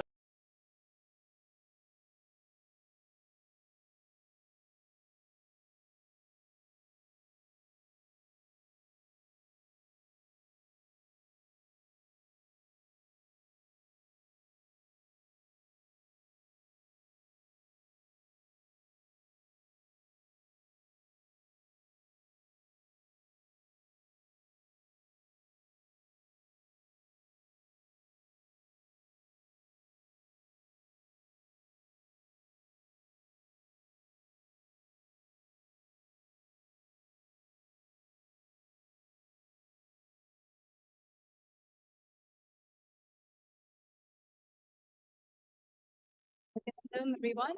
That was such a beautiful satsang that was revealed by the Supreme Pontiff of Hinduism when it comes to the power of will and super determinism. So I would like each and every single one of you to write down your powerful cognition. What is the click you have gotten for the super determinism in you? See, one of the ways you play with the power of super determinism is the power of will, which comes from your third eye. That is why when Guru happens in your life in the form of an avatar, an incarnation, he awakens the third eye so you can have the second life, Dvija. See, before meeting the Guru and having an initiation, you go on in your day-to-day life using mechanical parts of your brain. But when Guru happens in your life and he awakens the third eye, he gives you second life because he awakens the component in you that goes beyond fear and greed. He awakens the component in you in which you will be aligned to the cosmic will. So now what we're going to be doing is we're going to be manifesting the power of remote vision.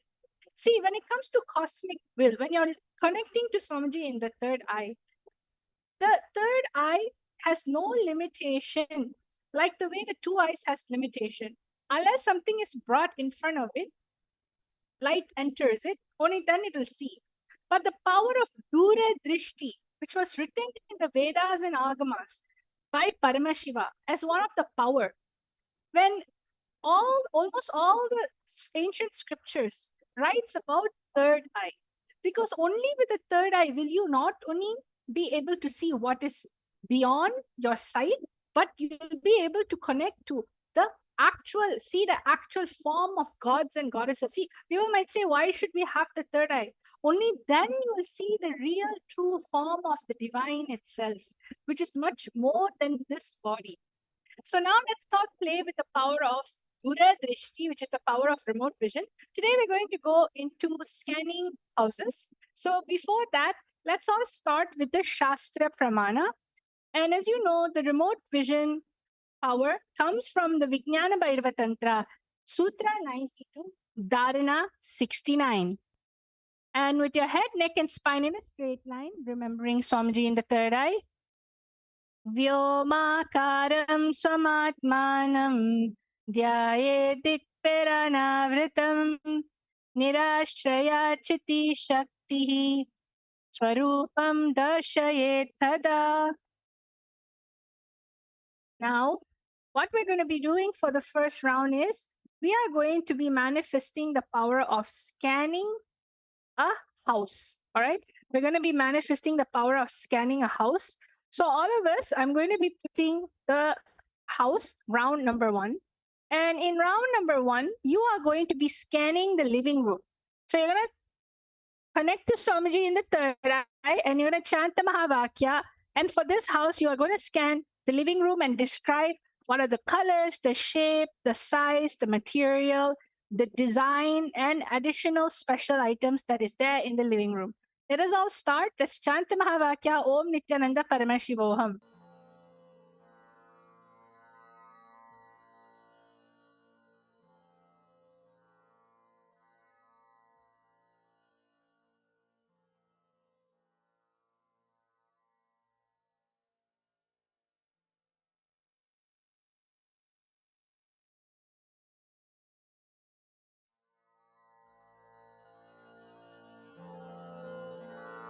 Mahamahavagya, spiritual lullaby for Samadhi.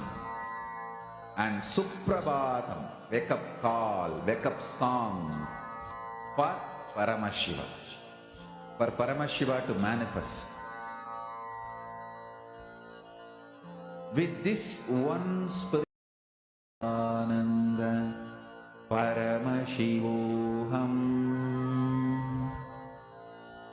Om Nithyananda Paramashivoham. Om Nithyananda Paramashivoham. Om Nithyananda Paramashivoham. Om Nithyananda Paramashivoham. Om Nithyananda Paramashivoham. Om Nithyananda Paramashivoham. Om Nithyananda Paramashivoham. Om Nithyananda Paramashivoham. Om Nithyananda Paramashivoham. Om Nithyananda Paramashivoham. Om Nithyananda Paramashivoham.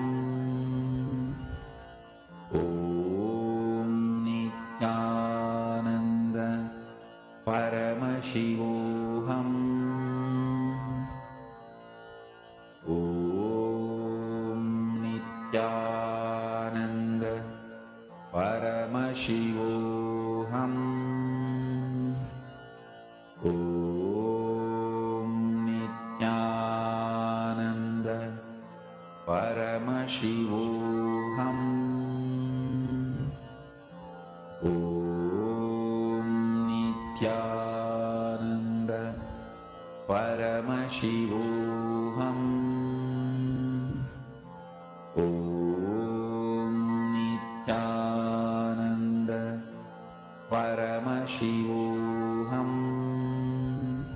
Om Nithyananda Paramashivoham.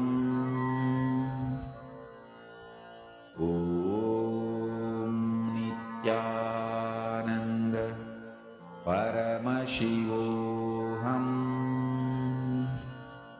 Om Nithyananda Paramashivoham. Om Nithyananda Paramashivoham. Om Nithyananda Paramashivoham. Om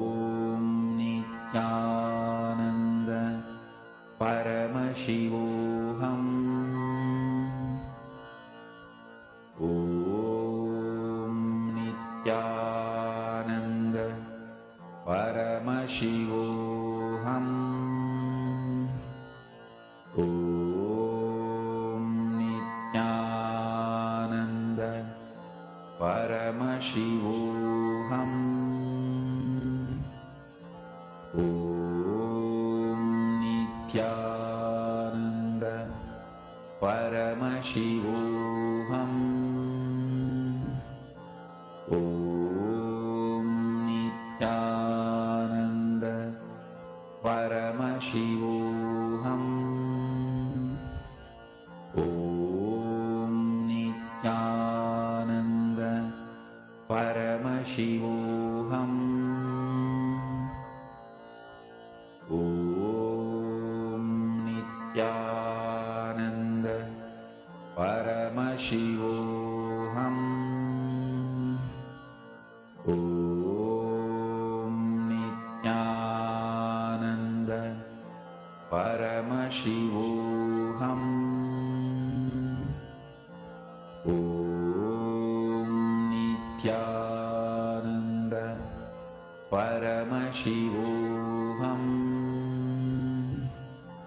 Om Nithyananda Paramashivoham. Om Nithyananda Paramashivoham. Om Nithyananda. Nithyanandam, everyone. So now what we're going to be doing is we're going to start writing down the answer. All of you start writing down what is it that the third eye showed you regarding this house of its living room. Ella, living room is rectangle, wood, brown, one blue couch, two glass table, light curtains, white walls, and painting of a vase. All right. Galicia, square wood material, couch, floor white, white material. All right. A lot of white, two big couches, one glass table, flower carpet, pink couches, 7 windows, and a bunch of color together. All right. So now let's all see what the actual answer is because we have a few more rounds. So as you're seeing this answer, you yourself can verify it. All right, let's see how many of you are able to get it right. So this house, the color is mainly white, gray, and cream. See, if you look at the floor, it is like this creamish color and it's made out of tiles. And then you have all the furniture, which is gray in color and it is like a cotton type of material. There's a 2 different type of sofa set. One is an L-shaped sofa and another one is a armrest with a the chair, the leg chair with a leg rest. Sorry, it's a one-seater with a extended leg rest. And then you have a TV that is not on the wall. It's a table TV and there's a fan on top with small chandelier, like small lamps attached to it. There's 2 fans. And there is a particular picture that is there. Actually, no, it's not a picture, it's a window. So there's a window on the side. There's not much decoration. It's a very simple, minimalistic house. And this is the living room. So all of you did a wonderful job. Now let us all go to the next round. In this same house, now you are going to be scanning the kitchen. All of you, Chanta Mahavakya Om Nithyananda Paramashivoham, connect to Swamiji in the third eye and start getting the answer on what does the kitchen look like in the house. These are the parameters: the kitchen shape, the floor material, color, wall material, color, what is the counters made out of, what is the cupboard, color, sink location, and additional information. If you can see one, it's also good. You can see all, that is also great. In both ways, enjoy your manifestation. Let us all start with the Mahavakya Om Nithyananda Paramashivoham. Om Nithyananda Paramashivoham. Om Nithyananda Paramashivoham. Om Nithyananda Paramashivoham. Om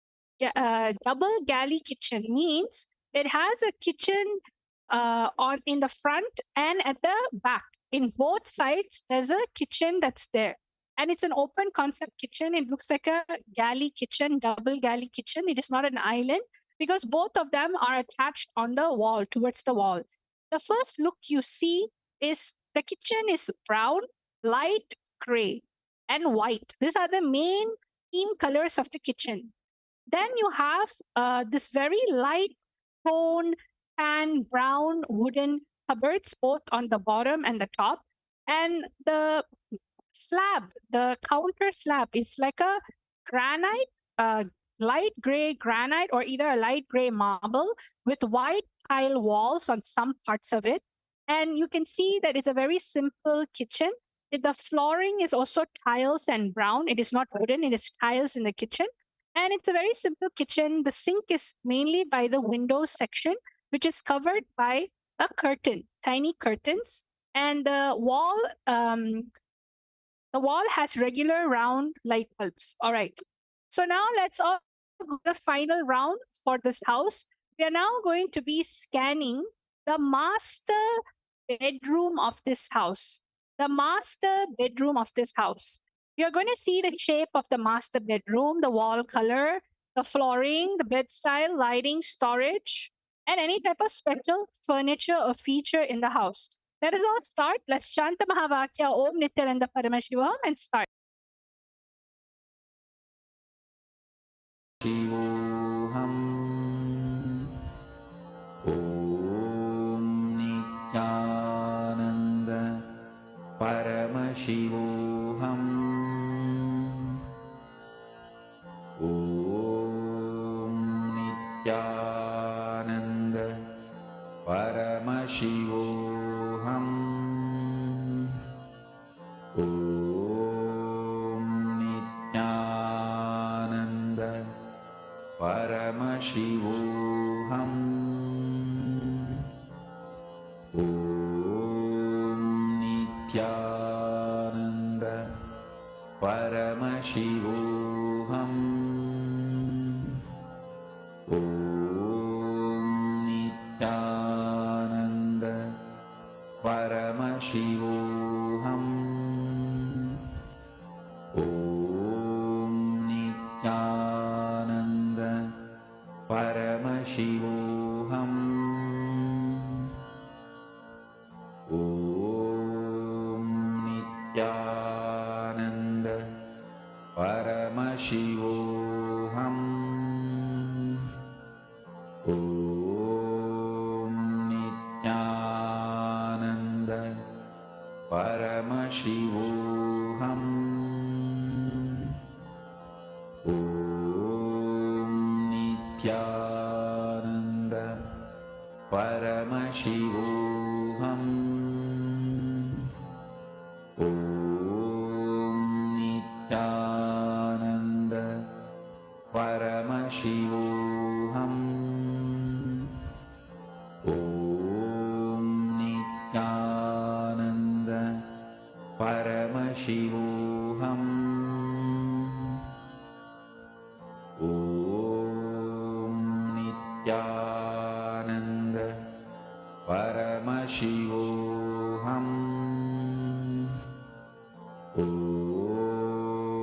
Nithyananda Paramashivoham Om Nithyananda Paramashivoham Om Nithyananda Paramashivoham Om Nithyananda Paramashivoham Om Nithyananda Paramashivoham Om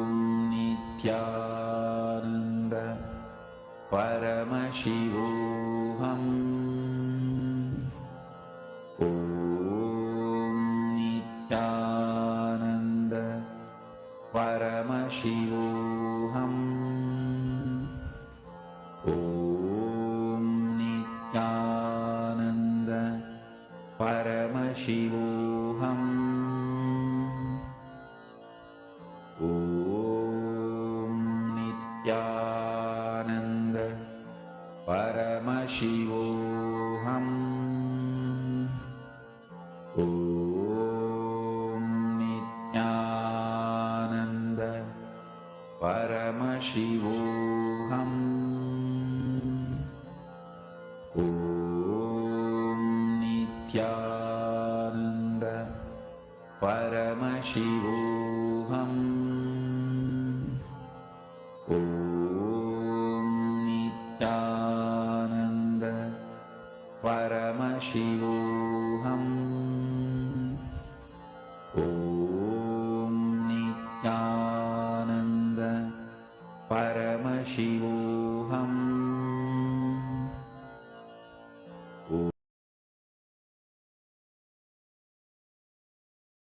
Nithyanandam, everyone. So this is the final round of the day. Please do post your answers. Now we're going to look at the answer. What is the answer for the master bedroom of this particular house? What does it look like? So over here, you can see the answer. It is there's mainly two colors. It is a light cream color. The wall and the flooring, it's almost the same color. It's just that one is a carpeted. It is a fully carpeted master bedroom. And it has a ceiling fan, one window on the side, queen size bed, you can say. And there is a cable TV. There's also a stand fan. There's a simple brown color cupboard on the side. One is on the side of actually two is on the, is it two? Yes, two of the wooden drawers are on the side. And there's one vanity area, which is also completely dark wooden. So it's a very simple bedroom, the master bedroom. It doesn't have much things overcrowding it. So congratulations to whoever saw these things in the living room. You have experienced the space of oneness where your third eye is functioning without any conditioning, that it can just see whatever it can see just through the space of oneness, connecting to Paramashiva, Guru, in oneness. So I would like to thank all of you for participating in today's power manifestation session. And as usual, we're going to be offering our gratitude to Swamiji's feet with the Purna Mantra. Om Purnamadav Purnamidam Purnat Purnamudachyate Purnasya Purnamadaya Purnamevavashishyate. Om Shanti Shanti Shanti. Hari Om Tat Sat Sarvam Bhagavad Shri Nithyananda Paramashiva Padika Panamastu. Om Nithyanandam. Nithyanandam, everyone. And as usual, we'll see you again tomorrow for the next power manifestation session. Thank you. Nithyanandam.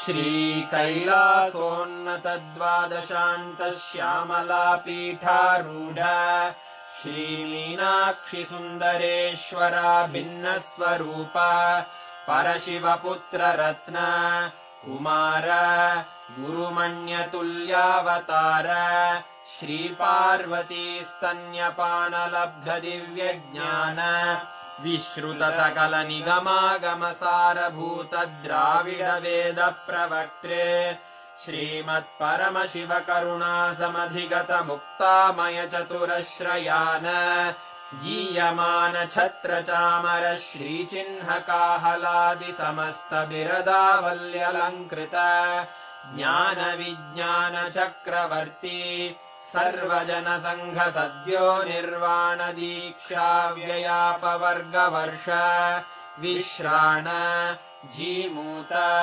परमतकलभकेसरी शैवसिद्धान्तस्थापनाचार्य श्रीराजाधिराजपाण्ड्यमहाराजगुरु क्षपणशाक्यादिमहान्धकारनिवारणज्ञानभानु वीक्षणानर्हार्हध्वजोच्छेदनपूर्वक श्रीमद्वृषभध्वजस्थापक शैवसमयकर्त्रे सर्वज्ञपीठारूढ श्रीजगद्गुरु श्रीज्ञानसम्बन्धदेशिकस्वामि वागीशसुन्दरमाणिक्यवाचकस्वामिनाम् अवतारभूत श्रीज्ञानसम्बन्धस्वामि पुनरुद्धृत श्यामलापीठ सर्वज्ञपीठ 93 गुरुमहासन्निधान अरुणगिरियोगीश्वर परम्परागत